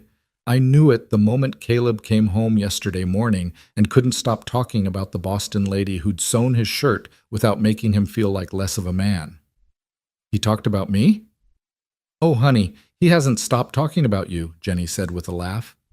According to Tom Henderson, who ran into Caleb at the feed store this afternoon, your name came up approximately 15 times in a 10-minute conversation about grain prices. Eleanor felt warmth flood through her, sweet and dangerous. Caleb had been thinking about her, talking about her, unable to stop himself from mentioning her name even in the most mundane conversations. It meant something. It had to mean something. Well, Kate said with a smile that held a hint of apology, I can see we were worried for nothing. You're made of sterner stuff than we gave you credit for, Miss Wade. Welcome to Prosper Ridge. I think you're going to fit in just fine. And for what it's worth, Alice added softly, I think you and Caleb are good for each other. He needs someone who sees him clearly without judgment, and you need someone who understands about running from the past. Maybe you can help each other heal. Before Eleanor could respond, the church door opened and Reverend Thomas appeared. Ladies, we're about to start the final dance of the evening. You might want to come back inside if you don't want to miss it. They filed back into the hall, which had grown warmer and more convivial as the evening progressed. The musicians were tuning up for one last song, and couples were already pairing off. Eleanor found herself scanning the room for Caleb, her heart lifting when she spotted him leaning against the far wall, deep in conversation with Mr. Henderson. As if sensing her gaze, he looked up, and their eyes met across the crowded room. He excused himself from Mr. Henderson and began making his way toward her, and Eleanor felt her pulse quicken with each step he took. This was ridiculous. She was a grown woman, not a girl with her first crush. But there was something about Caleb Rowe that bypassed all her carefully constructed defenses, that made her feel things she'd promised herself she wouldn't feel again. One more dance yet? He asked when he reached her, and Eleanor nodded, not trusting her voice. This time, as they took their places on the floor, Eleanor was hyper-aware of every point of contact, his hand at her waist, her hand in his, the careful distance he maintained even as his eyes told her he wanted to be closer. The musicians began playing something slow and sweet, a melody that seemed to wrap around them like a cocoon, separating them from the rest of the world. I saw you outside with Mabel and the others, Caleb said quietly. I hope they weren't giving you a hard time about us. They were concerned, protective of you. It's nice, actually, knowing that people here care about you that much. And what did you tell them when they expressed their concerns? Eleanor met his eyes directly. I told them that everyone has scars and surviving doesn't make you broken. I told them that courage isn't about being unafraid. It's about facing each day despite the fear. And I told them that you're one of the most remarkable men I've ever met. Caleb's breath caught audibly. Eleanor, he said, her name a prayer on his lips. I need to tell you something. Need you to understand something before this goes any further. All right. He was silent for several measures, clearly struggling with what to say. When he finally spoke, his voice was raw with emotion. I came back from the war half a man. Not physically, though God knows I left pieces of myself on those battlefields, but mentally, spiritually. I had nightmares so bad I'd wake up screaming, thinking I was back in the trenches. My hands shook so much I couldn't hold a gun, couldn't work properly, couldn't do anything without being reminded that I was broken. Eleanor started to speak, to protest his use of that word, but he shook his head. Let me finish, please. He took a breath. I came west because I couldn't stand the pity in people's eyes back home. Couldn't stand being treated like a piece of damaged goods, like something to be handled carefully lest I shatter. I needed to prove to myself that I was still a man, still capable of building something, still worth the space I took up in the world. And for 5 years I've been doing that, working myself half to death, building the ranch, raising Mabel, trying to outrun the ghosts that follow me. Caleb, I'm not finished. His eyes were fierce now, almost desperate. Then you walked into that station in the storm, and you took the needle from my shaking hands like it was the most natural thing in the world. You didn't flinch, didn't ask questions, didn't treat me like I was something fragile or frightening. You just saw a task that needed doing and did it. And for the first time in 5 years, I felt like maybe I wasn't as broken as I thought. Maybe there was someone who could look at me and see a man instead of a collection of scars. Eleanor felt tears sliding down her cheeks, but she didn't wipe them away. You are a man, Caleb. A good one. The trauma you survived doesn't define you. How you've responded to it does.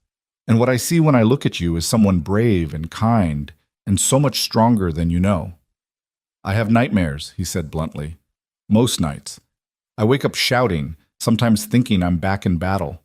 The shaking gets worse when I'm stressed or tired. Sometimes I can't be touched without flinching. Sometimes I need to be alone because the world is too much and I can't breathe. I'm telling you this because if there's going to be something between us, and I desperately hope there will be, you need to know what you're signing up for. Do you want to know what I'm signing up for, Caleb? Eleanor asked softly. They'd stopped dancing now, standing still in the middle of the floor while other couples swirled around them. I'm signing up for honesty. For someone who tells me the truth even when it's hard. I'm signing up for courage. The courage to face each day despite the battles you're fighting. I'm signing up for kindness and loyalty and a man who raises his sister with love and rides through storms to help strangers. That's what I see when I look at you. Not the nightmares or the shaking hands or the scars. I see you, Caleb, the man you are despite everything. The man you are because of everything.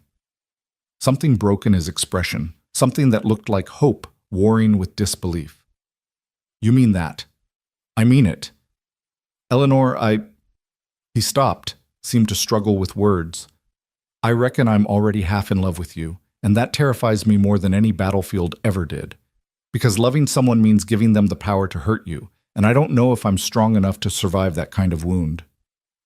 Eleanor's heart stopped, then started again at double speed.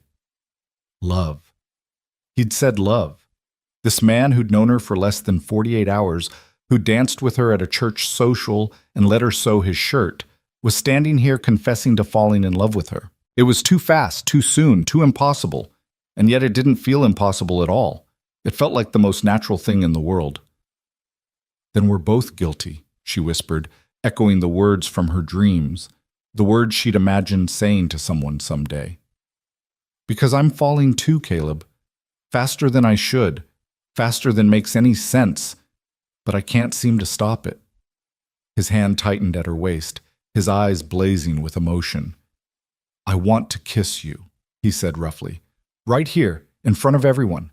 I want to make it clear that you're mine, and I'm yours, and anyone who has a problem with that can answer to me. Eleanor's breath caught. But you won't. But I won't, because you're the school teacher, and you have a reputation to maintain, and I won't do anything that might jeopardize the life you're building here. His jaw clenched with the effort of restraint. But God, Eleanor, I want to. Someday, she said softly, a promise and a hope. Someday soon you can kiss me all you want. When we're not in front of the entire town, when it won't cause scandal, when it's just us and the truth between us. Someday soon, he agreed, and the look in his eyes made Eleanor shiver with anticipation. The song ended, and reality intruded once more. People were staring, had clearly noticed their intense conversation, their stillness, while everyone else danced. Eleanor could see Mrs. Pritchard watching with narrowed eyes, could see Martha beaming with undisguised delight, could see Mabel grinning like she'd just won a significant bet. Caleb escorted Eleanor back to where Martha stood, proper and distant once more, though Eleanor could still feel the warmth of his touch long after he'd released her hand. "Thank you for the dances, Miss Wade," he said formally. "It was a pleasure." "The pleasure was mine, Mr. Rowe." He nodded to Martha, retrieved Mabel from her group of friends, and left. Eleanor watched him go, her heart full to bursting with feelings she wasn't sure she had names for yet. Everything had changed tonight. The whole trajectory of her new life had shifted on its axis, tilted toward this complicated, courageous man with storm cloud eyes and a heart full of scars. "Well," Martha said with profound satisfaction, "that was quite a display." Was it terribly inappropriate? Probably, but it was also honest and real and exactly what this town needed to see. You're not here to be a prim schoolmarm with no life of her own, Eleanor. You're here to be a whole person, to build a life that includes teaching but isn't limited to it. And if that life includes Caleb Rowe, well, I can't think of a better match. "It's too fast," Eleanor protested weakly. "We barely know each other." "Sometimes people just fit, dear. Sometimes you meet someone and you know, deep in your bones, that this is right. This is meant to be. Don't talk yourself out of it just because it doesn't follow the usual timeline." Martha patted her arm. "Now come on. We should get home before the gossips corner us and demand details." That night, lying in her narrow bed at Martha's boarding house, Eleanor replayed every moment of the evening, every word Caleb had spoken, every look they'd shared, every touch that had sent electricity through her veins. He was falling in love with her. She was falling in love with him. It was reckless and irrational and probably doomed to cause complications she couldn't yet foresee. But for the first time since Thomas had broken her heart, since scandal had driven her from Boston, since she'd stepped onto that westbound train with nothing but a trunk and desperate hope, Eleanor felt truly alive. Felt like the future might hold something beautiful instead of just survival. Felt like maybe, just maybe, the storm that had brought her west had been leading her home all along. Sunday dawned bright and clear, perfect weather for church services. Eleanor dressed carefully in her most modest dress, pinned her hair up severely, and tried to look like a proper school teacher instead of a woman who'd spent half the night dreaming about storm cloud eyes and calloused hands. The church was packed, every pew filled with families in their Sunday best. Eleanor sat with Martha near the front, hyper-aware of Caleb and Mabel several rows back. She could feel his presence like a physical warmth against her spine, and it took all her willpower not to turn around and look at him. Reverend Thomas's sermon was about forgiveness and second chances, about how God's grace extended to all who sought it, no matter their past mistakes or present struggles. Eleanor found herself wondering if the Reverend had chosen this topic deliberately, if he somehow knew about the lost souls gathered in his church, the veterans haunted by war, the women fleeing scandal, the men and women who'd come west looking for redemption. After the service, the congregation spilled out into the sunshine, gathering in small groups to chat. Eleanor was immediately surrounded by parents wanting to discuss their children's education, and she answered their questions patiently, all while tracking Caleb's movements in her peripheral vision. He was talking with several other ranchers, looking more relaxed than she'd seen him, occasionally glancing her way with barely concealed longing. "Miss Wade, might I have a word?" Eleanor turned to find Mrs. Pritchard standing there, her expression unreadable. The older woman gestured toward a quiet corner of the churchyard, away from the crowds, and Eleanor followed with a sinking feeling in her stomach. Here it came. The lecture about propriety, the warning about getting too close to Caleb Rowe, the reminder that school teachers were held to higher standards. But Mrs. Pritchard surprised her. "I owe you an apology, Miss Wade," she said without preamble. "I was perhaps too harsh the other day when I warned you about maintaining propriety. After watching you at the social last night, seeing how you conducted yourself with grace and dignity despite considerable attention, I realize I underestimated you." Eleanor blinked, surprised. I thank you, Mrs. Pritchard. Don't thank me yet. I'm about to offer some advice that may sound interfering, but it comes from a place of concern. The older woman paused, choosing her words carefully. Caleb Rowe is a good man, one of the best I've known. My husband treated him when he first arrived in Prosper Ridge, and I've seen firsthand how far he's come from those dark early days. If you care for him, and it was obvious last night that you do, then you should know that he needs someone strong, someone who won't be frightened by his demons, who won't run when things get difficult. Can you be that person, Miss Wade? Eleanor met Mrs. Pritchard's sharp gaze steadily. I can try. That's all any of us can do. Try our best and hope it's enough. A reasonable answer. Better than false promises. Mrs. Pritchard nodded. Then I'll say this. Court him if you want to. Get to know him properly. But do it carefully for both your sakes. This town is watching, and while most folks are rooting for you both, there will always be those who disapprove or who want to cause trouble. Be smart about how you conduct your relationship, and for God's sake, don't give anyone legitimate ammunition to use against you. I understand. Good. Now, my husband wanted me to ask if you'd be willing to help organize a health education program for the older students. Nothing elaborate, just basic information about hygiene and preventing disease. Many of these children don't have access to such knowledge, and it could save lives. They talked for several minutes about the proposal, and by the time Eleanor returned to the main group, most people had already dispersed. But Caleb was still there, leaning against the church fence, clearly waiting.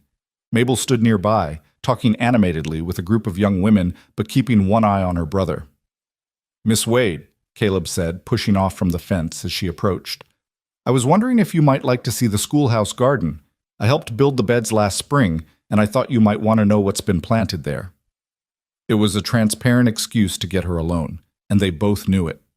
Eleanor glanced around, saw Martha watching with an encouraging smile, saw Mrs. Pritchard give an almost imperceptible nod.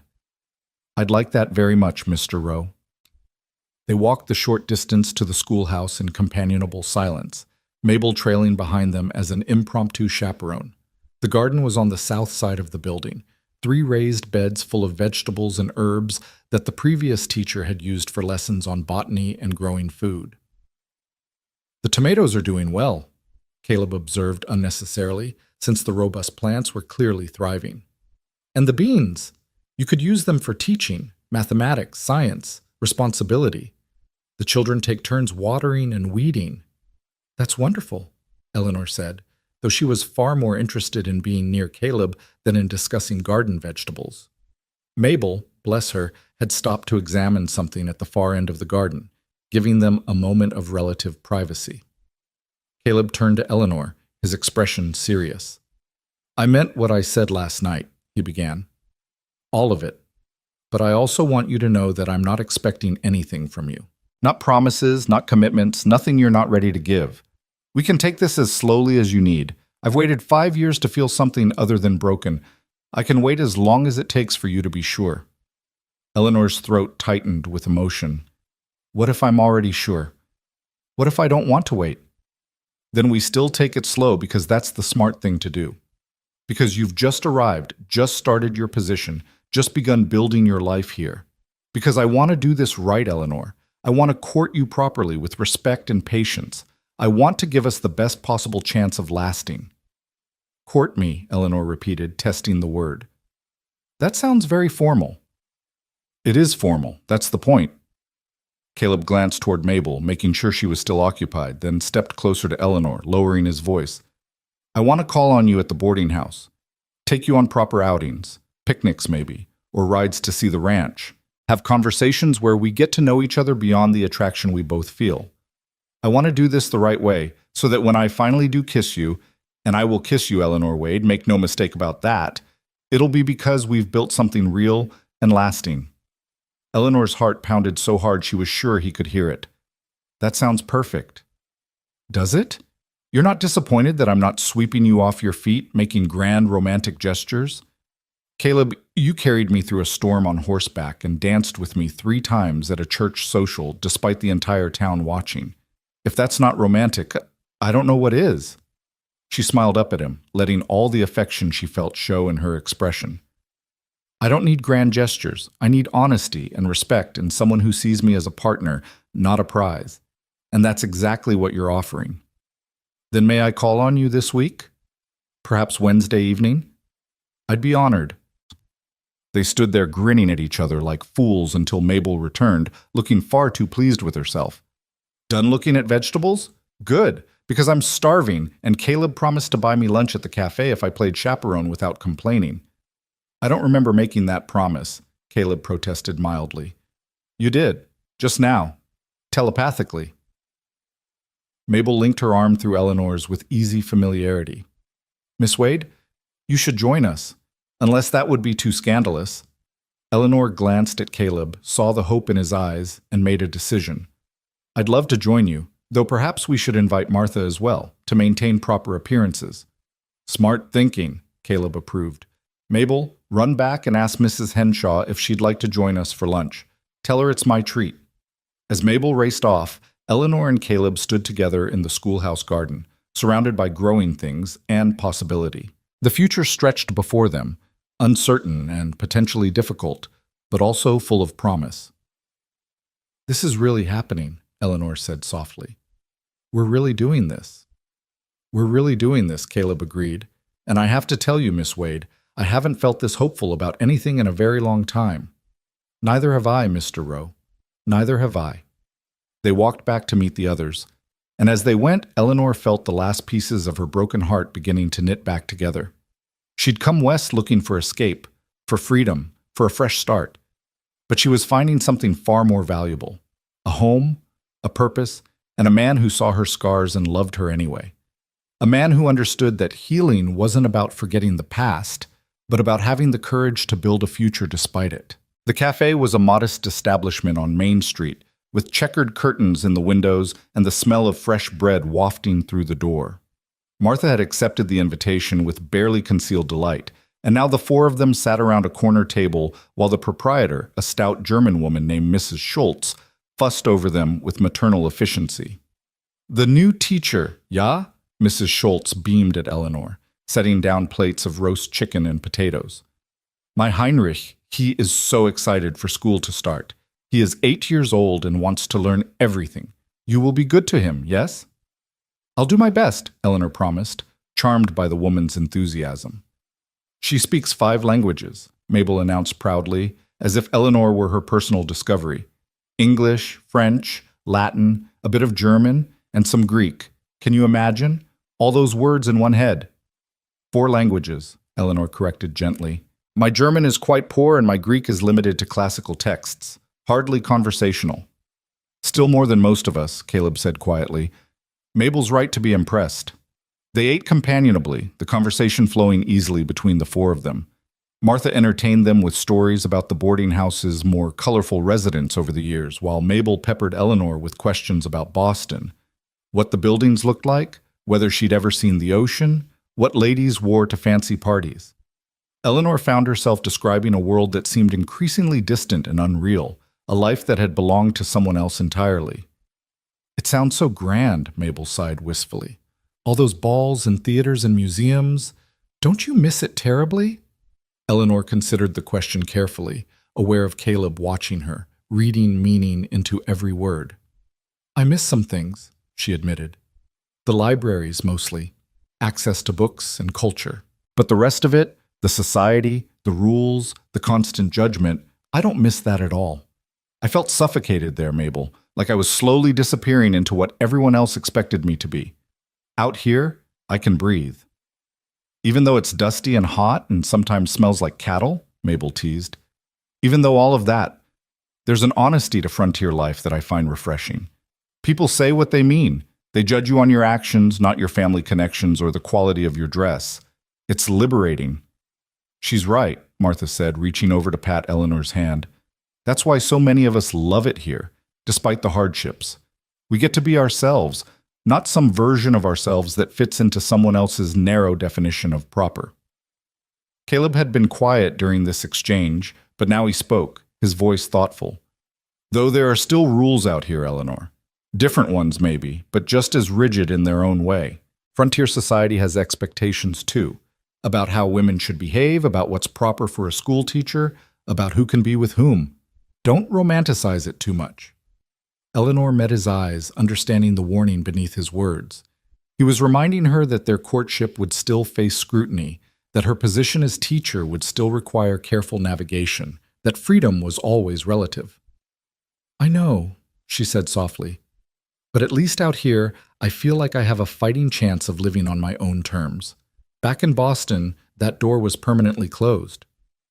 "What happened?" Mabel asked, then immediately looked stricken. "I'm sorry, that was rude. You don't have to answer that." Eleanor glanced at Martha, who gave her an encouraging nod. These people had been honest with her about Caleb's past, about his struggles and demons. Perhaps she owed them the same honesty about her own. "I was engaged," she said quietly, "to a man named Thomas Montgomery, son of a prominent banking family. We'd been courting for nearly 2 years, and I believed he loved me. But when my uncle was accused of embezzlement and our family name became associated with scandal, Thomas ended the engagement immediately. Didn't even do it himself, sent his father to inform my aunt that the arrangement was no longer suitable." Mabel's eyes flashed with anger. What a coward! "That's what I thought too, but more than that, I felt like a fool. I'd trusted him, had been planning a life with him, and at the first sign of trouble he abandoned me without a second thought. And suddenly, all of Boston society that had welcomed me was closed off. No one would hire me to teach their daughters. No one would invite me to their homes. I was tainted by association, guilty without trial." Eleanor took a breath, surprised by how much easier it was to tell this story now, with distance and perspective. "So when I saw the advertisement for a school teacher in Wyoming, I applied immediately. I needed to go somewhere no one knew my family name, somewhere I could start fresh without the weight of other people's judgments." "Your uncle," Caleb asked gently, "was he guilty?" "I don't know. He died before the trial, and the truth died with him. But it didn't matter. The accusation was enough to destroy everything. That's what I learned in Boston. The truth matters less than what people believe to be true." Martha reached across the table and squeezed Eleanor's hand. "Well, out here, we judge people by what we see them do, not by what we hear others say they did. You've shown yourself to be kind, intelligent, and brave. That's enough for us." "Thank you," Eleanor whispered, feeling tears prick her eyes. "That means more than you know." Caleb was looking at her with an expression that made her breath catch, understanding and admiration and something deeper, something that promised he would never walk away the way Thomas had, that he knew what it meant to be judged unfairly and found wanting through no fault of your own. "We match," he said softly, so only she could hear. "Both of us carrying scars from battles we didn't choose. Both of us trying to build something new from the ruins of what was." Eleanor nodded, unable to speak past the lump in her throat. Yes, they matched. Two broken people who'd somehow found each other in the vastness of the frontier, who recognized in each other the courage it took to keep going when everything said to give up. The rest of the meal passed pleasantly, and by the time they finished, Eleanor felt more settled in her new life than she had since arriving. She had friends now, real friends, not just social acquaintances. She had a job she was excited about. And she had Caleb, whatever that meant, whatever they were building together. As they prepared to leave, Mrs. Schultz insisted on sending Eleanor home with a loaf of fresh bread. "For your first day of teaching tomorrow," the older woman said warmly. "You eat good breakfast, teach good lessons, ja?" Eleanor accepted the bread with gratitude, touched by the kindness. Outside, the afternoon sun was warm but not oppressive, and a gentle breeze carried the scent of prairie grass. Caleb walked them back toward the boarding house, leading Ruby by the reins, Mabel chattering happily beside him. "Miss Wade," Mabel said suddenly, "Caleb mentioned you might be willing to tutor me. Were you serious about that?" "Completely serious. What would you like to study?" Mabel's face lit up. "Everything, but especially mathematics and literature. I can read well enough," Caleb made sure of that, "but I want to understand poetry and novels the way educated people do. And I want to learn advanced mathematics because I'm planning to open a business someday, and I'll need to manage accounts and finances." "A dress shop, you said?" "Eventually. Right now, I help Caleb with the ranch, but I'm saving money. In a few years, I want to open the finest dress shop in the territory. I'll make custom gowns for ladies who want something better than catalog orders, and I'll hire local girls to help so they can learn a trade. Mabel's eyes shone with ambition and determination. Everyone tells me it's an impossible dream for a ranch girl with no connections, but Caleb always says the impossible just takes longer. Eleanor looked at Caleb, who was watching his sister with obvious pride. That's wonderful advice. It's the truth, he said simply. Mabel's smart and driven. She'll make her dream happen if she sets her mind to it. I just want to make sure she has the education to back up her ambition. Then we'll start this week, Eleanor decided. Trump sizes. By the schoolhouse after classes end on Tuesday and Thursday. We'll work on whatever you want to learn. And Mabel, I think your dream is not only possible, but probable. You have exactly the kind of determination that succeeds out here. Mabel's response was to throw her arms around Eleanor in an impulsive hug that nearly knocked her off balance. Thank you, Miss Wade. Thank you so much. You don't know what this means to me. Over Mabel's shoulder, Eleanor caught Caleb's eye and saw gratitude there so profound it made her chest ache. This was what he'd been unable to give his sister, access to the kind of education that would help her build the life she dreamed of. And now Eleanor could provide it, could help this fierce, bright girl become everything she was capable of being. When they reached the boarding house, Caleb handed Ruby's reins to Mabel. Take her home and get started on the evening chores. I'll be along shortly. Mabel grinned knowingly. Sure, Caleb. Take your time. All the time you need. She mounted with fluid grace and rode off, leaving Caleb and Eleanor standing awkwardly on the porch, with Martha as their very obvious chaperone. I should go inside, Martha said with exaggerated casualness. I have so many things to do. So many things. You two take your time saying goodbye. I'll be inside, doing things. She disappeared through the door, and Eleanor couldn't help but laugh. She's not subtle, is she? Not even a little bit. Caleb smiled, that rare full smile that transformed his face. But her heart's in the right place. She wants people to be happy. They stood together in the afternoon sunshine, and Eleanor was struck by how natural this felt, standing with Caleb, talking about nothing and everything, feeling like she'd known him for years instead of days. The connection between them was undeniable, almost tangible, and she could see in his eyes that he felt it too. So, he said softly, Wednesday evening? I could pick you up around 6, bring a picnic supper, show you some of the countryside? That sounds perfect. And maybe, he hesitated, then continued, maybe you could come out to the ranch sometime soon. Meet Mabel properly in her own environment, see where we live. I want you to understand all of it, what my life looks like, what you'd be taking on if this thing between us continues. Eleanor's heart swelled at his honesty, at his determination to lay everything bare before they went any further. I'd like that very much. Perhaps next Sunday, after church. Next Sunday it is. He reached out slowly, telegraphing his intention, giving her time to step back if she wanted to. When she didn't move, he took her hand in his rough palm warm against her skin. Eleanor, I want to do this right. I want to build something real with you, something that lasts. That means being patient, being careful, being honest about everything, the good and the bad. Can you be patient with me? As patient as you need me to be, she promised. We have time, Caleb, all the time we need. He raised her hand to his lips and pressed a gentle kiss to her knuckles, his eyes never leaving hers. It was chaste, proper, entirely appropriate. And yet it sent heat flooding through Eleanor's entire body, made her knees weak and her heart race. When he released her hand, she had to resist the urge to pull him back, to demand more than this careful courtship allowed. Wednesday, he said, his voice rough with suppressed emotion. Wednesday, she agreed. He mounted Ruby and rode away, and Eleanor stood watching until he disappeared around the corner, her hand still tingling where his lips had touched.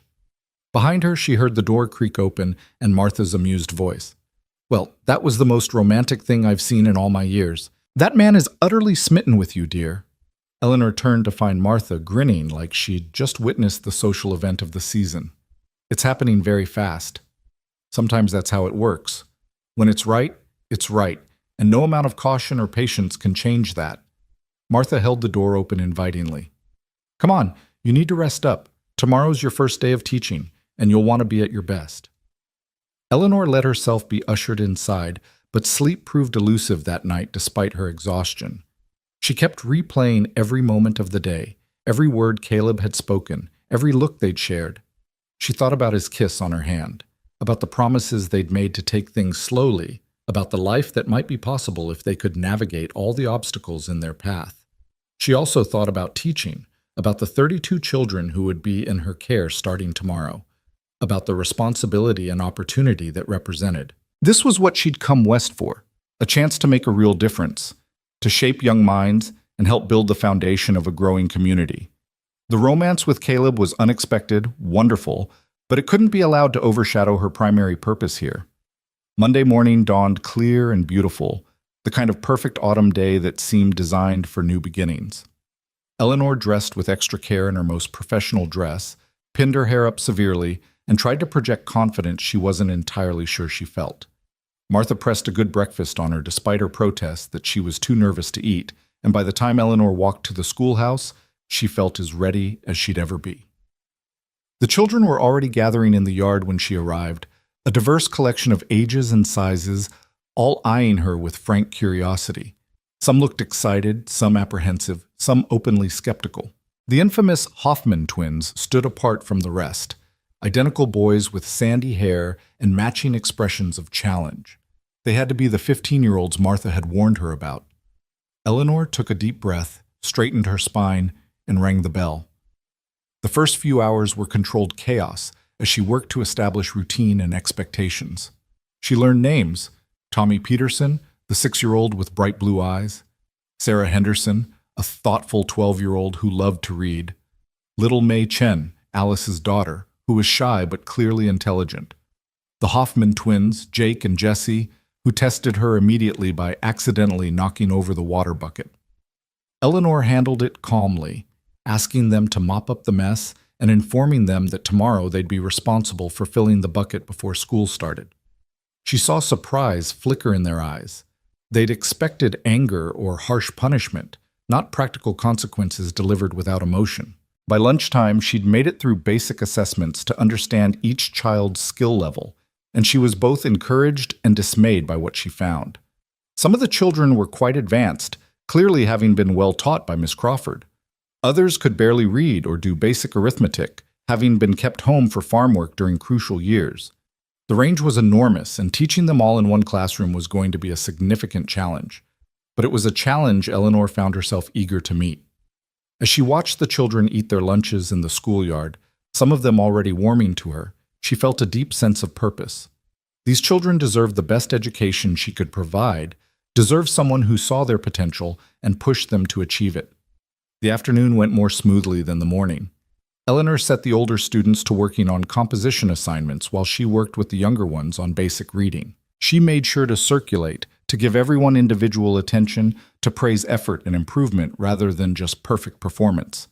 By the time she dismissed them at 3 o'clock, she was exhausted but satisfied. It had been a good first day. Most of the children scattered immediately, eager to return to their homes and chores, but little May Chen lingered, approaching Eleanor's desk shyly. "Miss Wade, my mama wanted me to ask if you'd like to come to dinner sometime. She said you help Mr. Rowe and that makes you family friend." Eleanor's heart melted at the careful English, at the child's earnest expression. "I'd be honored, May. Please tell your mother yes, and she can let me know when would be convenient. She also said I should work extra hard for you because you're a good teacher. She can tell these things. Your mother is very wise. And May, you did excellent work today. I'm looking forward to teaching you this year." The girl beamed and ran off, and Eleanor began straightening the classroom, erasing the chalkboard and organizing papers.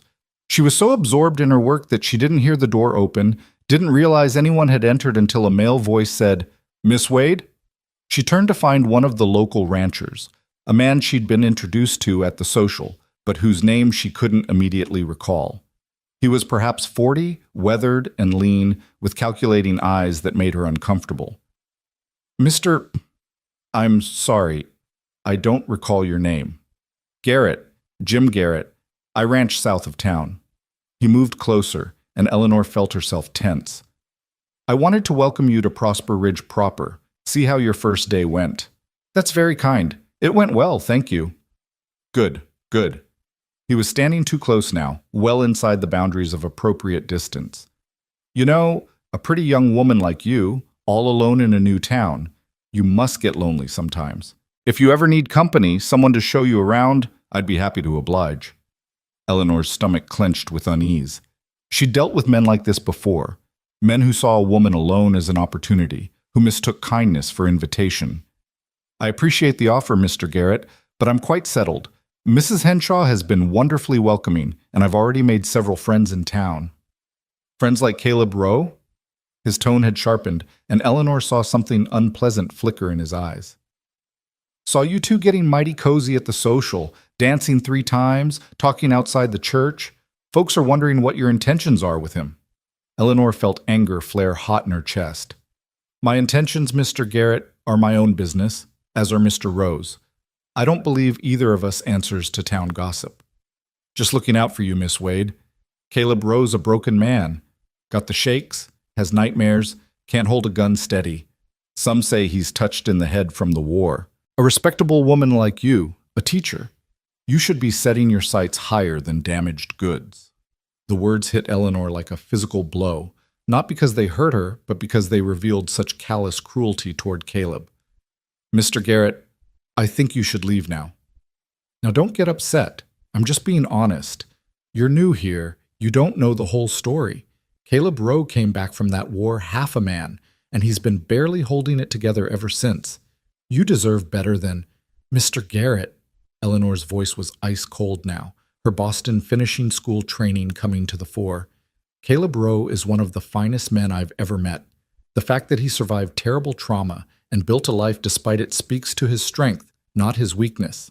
And the fact that you would speak of a fellow rancher and neighbor in such terms speaks far more poorly of your character than his. Now I'm going to ask you one more time to leave. If you refuse, I'll walk to Dr. Pritchard's house right now and tell him that a man is making me uncomfortable in my workplace. Garrett's face flushed red with anger. You're making a mistake, Miss Wade. Rowe's not what you think he is. And when you figure that out, don't come crying to me. He stalked out, slamming the door behind him, and Eleanor sank into her chair, her hands shaking with suppressed rage. How dare he? How dare he speak of Caleb that way, as if surviving trauma somehow made him less of a man, as if the shaking and the nightmares were character flaws rather than battle scars. She sat there for several minutes, trying to calm herself, trying to process what had just happened. Finally, she gathered her things and locked up the schoolhouse, walking quickly back to the boarding house. She needed to tell someone what Garrett had said, needed to make sure people knew he'd come to the school, needed to protect herself from whatever rumors he might spread. Martha was in the kitchen when Eleanor burst through the door, and the older woman took one look at her face and said, "What happened?" Eleanor told her everything, her voice shaking with anger. When she finished, Martha's expression was grim. Jim Garrett's always been trouble. His wife left him 2 years ago, took their children and went back east, said she couldn't stand his temper anymore. He's been bitter ever since, and he's made no secret of the fact that he thinks Caleb Rowe's ranch should have gone to him instead. At Eleanor's confused look, Martha explained. The land Caleb bought, Garrett wanted it, thought he'd made a deal with the previous owner. When the owner sold to Caleb instead, Garrett took it as a personal insult. He's been looking for ways to undermine Caleb ever since. That's petty and cruel. That's Jim Garrett, and now he's decided the best way to hurt Caleb is through you. Martha sat down heavily. Eleanor, you need to be careful. Garrett's got influence with some of the ranchers, and he could cause real problems if he decides to make an issue of your relationship with Caleb. There's nothing inappropriate about our relationship. We've been entirely proper. I know that. You know that. But Garrett doesn't care about the truth. He cares about causing trouble. And a school teacher courting anyone is always going to be subject to scrutiny, especially if that someone is a man Garrett has a grudge against. Eleanor felt tears of frustration prick her eyes. So what am I supposed to do? Stop seeing Caleb because some bitter man wants to make trouble? No, honey, you keep seeing Caleb if that's what you want. But you be smart about it. You keep everything proper and above board. You make sure there's always a chaperone. You don't give Garrett or anyone else ammunition to use against you. And you make damn sure that when Caleb finds out about this, and he will find out, he doesn't go over to Garrett's place and do something stupid. I have to tell him? You have to tell him. He needs to know that Garrett's targeting you to get at him, and he needs to hear it from you, not from town gossip. Martha reached across the table and squeezed Eleanor's hand. But wait until Wednesday when he comes calling. Tell him then, in private, when he's had time to calm down from his day's work, and when there are witnesses to make sure he doesn't immediately ride off to confront Garrett. Eleanor nodded, seeing the wisdom in this advice, even as her heart sank at the complication. She'd known that her relationship with Caleb would face challenges, but she hadn't expected them to come so soon or so viciously. The next 2 days passed in a blur of teaching and lesson planning. The children were settling into routine, and Eleanor was pleased with their progress. Even the Hoffman twins seemed to be grudgingly accepting her authority, though she suspected they were simply biding their time before attempting another test of her patience. Tuesday afternoon, true to her word, Mabel arrived for her first tutoring session. They spent an hour working through advanced mathematics, and Eleanor was impressed by Mabel's quick grasp of concepts and her determination to master even the most challenging problems. "You have a natural aptitude for this," Eleanor told her as they finished for the day. "With dedicated study, you could easily manage business accounts and finances." Mabel glowed with the praise. "Really? You're not just saying that to be nice?" "I never say things just to be nice, especially not about education. You're genuinely talented, Mabel. Don't let anyone tell you differently." As Mabel prepared to leave, she hesitated, then said, "Miss Wade, can I ask you something personal?" "Of course." "Are you in love with my brother?" The blunt question caught Eleanor off guard. She considered deflecting, giving some non-answer that would preserve propriety, but Mabel deserved honesty. "I think I might be," she admitted quietly. "It's very fast, and I'm trying not to rush into anything, but yes, I think I'm falling in love with him." Mabel's smile was radiant. "Good. Because he's already completely in love with you. I can tell. He gets this look in his eyes when your name comes up, like he's seen something beautiful that he's afraid might disappear. I've never seen him like this before, Miss Wade. You've given him hope, and that's something I didn't think anyone could do." Eleanor felt her throat tighten with emotion. "Your brother is an extraordinary man, Mabel. The trauma he survived doesn't diminish that. It proves it. Not every man would have the strength to build what he's built, to keep going despite everything." "I know that. I just wish everyone else did too." Mabel's expression clouded. "People are talking, Miss Wade, about you and Caleb. Some of it's good. People are happy to see him courting someone, but some of it's not. Jim Garrett's been saying things, spreading rumors that Caleb's not fit for a respectable woman, that you're making a mistake." So the poison was already spreading. Eleanor closed her eyes briefly, gathering her composure. "People will always talk, Mabel. The question is whether we let that talk dictate our choices. That's what Caleb always says. But it's harder when the talk could hurt you, your job, your reputation. Then I'll just have to make sure I give them nothing legitimate to criticize. Your brother and I will conduct ourselves properly, and anyone who wants to make something inappropriate out of proper courtship will reveal themselves as small-minded." Eleanor met Mabel's eyes directly.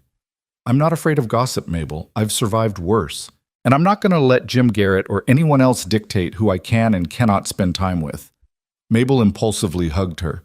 "You're perfect for him, Miss Wade. Just perfect." Wednesday evening arrived with agonizing slowness. Eleanor changed her dress 3 times before settling on a simple but flattering green cotton, arranged her hair carefully, and tried to calm the butterflies in her stomach. This was just a picnic, just an evening with Caleb, nothing to be nervous about. Except it felt like everything. It felt like the beginning of something that could change her entire life. Caleb arrived precisely at 6, driving a small wagon rather than riding Ruby. He'd clearly made an effort with his appearance, wore a clean shirt, had shaved carefully, had tamed his hair. When he saw Eleanor waiting on the porch, his face lit up with a smile that made her heart stutter. "You look beautiful," he said simply, offering his hand to help her into the wagon. "You look very handsome yourself." Martha appeared in the doorway with a basket. "I made you some cookies for your picnic, just a little something extra." She handed the basket to Caleb with a wink. "You two have a lovely evening. Eleanor, be back by 9, please." "Yes, Martha." They drove out of town in comfortable silence, and Eleanor watched the landscape change from buildings to open prairie. The evening was perfect, warm but not hot, with a gentle breeze carrying the scent of grass and wildflowers.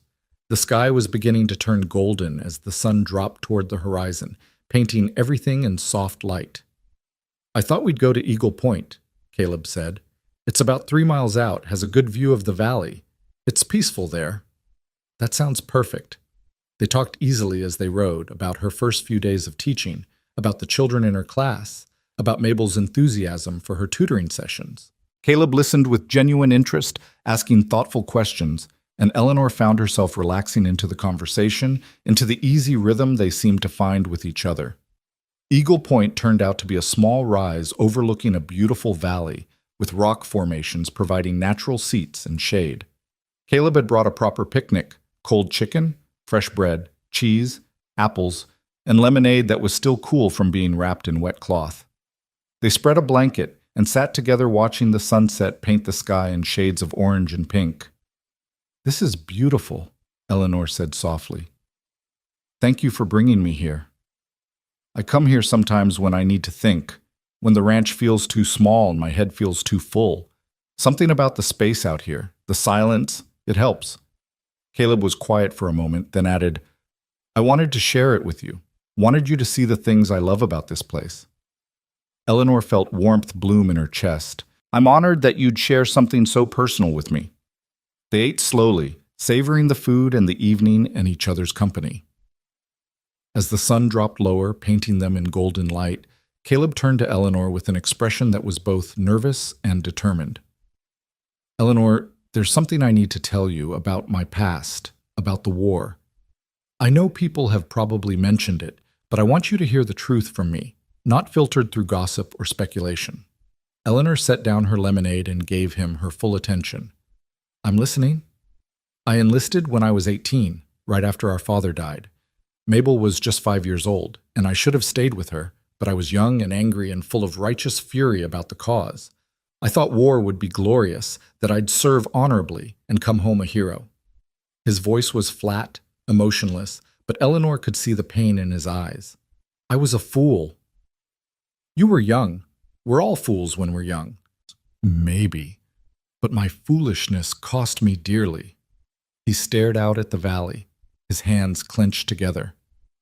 "I fought in some of the worst battles of the war: Shiloh, Antietam, Gettysburg, others whose names I try to forget.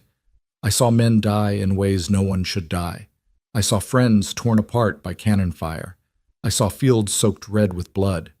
And I killed people, Eleanor. I shot men who were probably just like me, young, scared, fighting for something they'd been told was worth dying for." Eleanor reached out slowly and placed her hand over his clenched fists. He startled at the touch, then gradually relaxed, his fingers opening to lace with hers. "The shaking started at Antietam," he continued, his voice rough. "We'd been fighting for hours, and I couldn't make my hands steady anymore. Couldn't reload my rifle properly. My commanding officer thought I was a coward, that I was losing my nerve. Maybe I was. But I kept fighting because what else could I do? If I ran, I'd be shot as a deserter. If I stayed, I'd probably be killed anyway, so I stayed."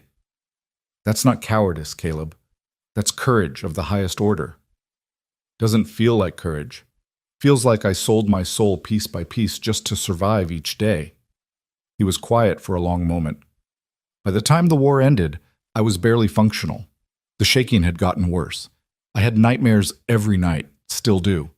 I couldn't be around loud noises without breaking into a cold sweat. I'd worked as a carpenter before the war, but my hands weren't steady enough anymore to do that kind of precise work.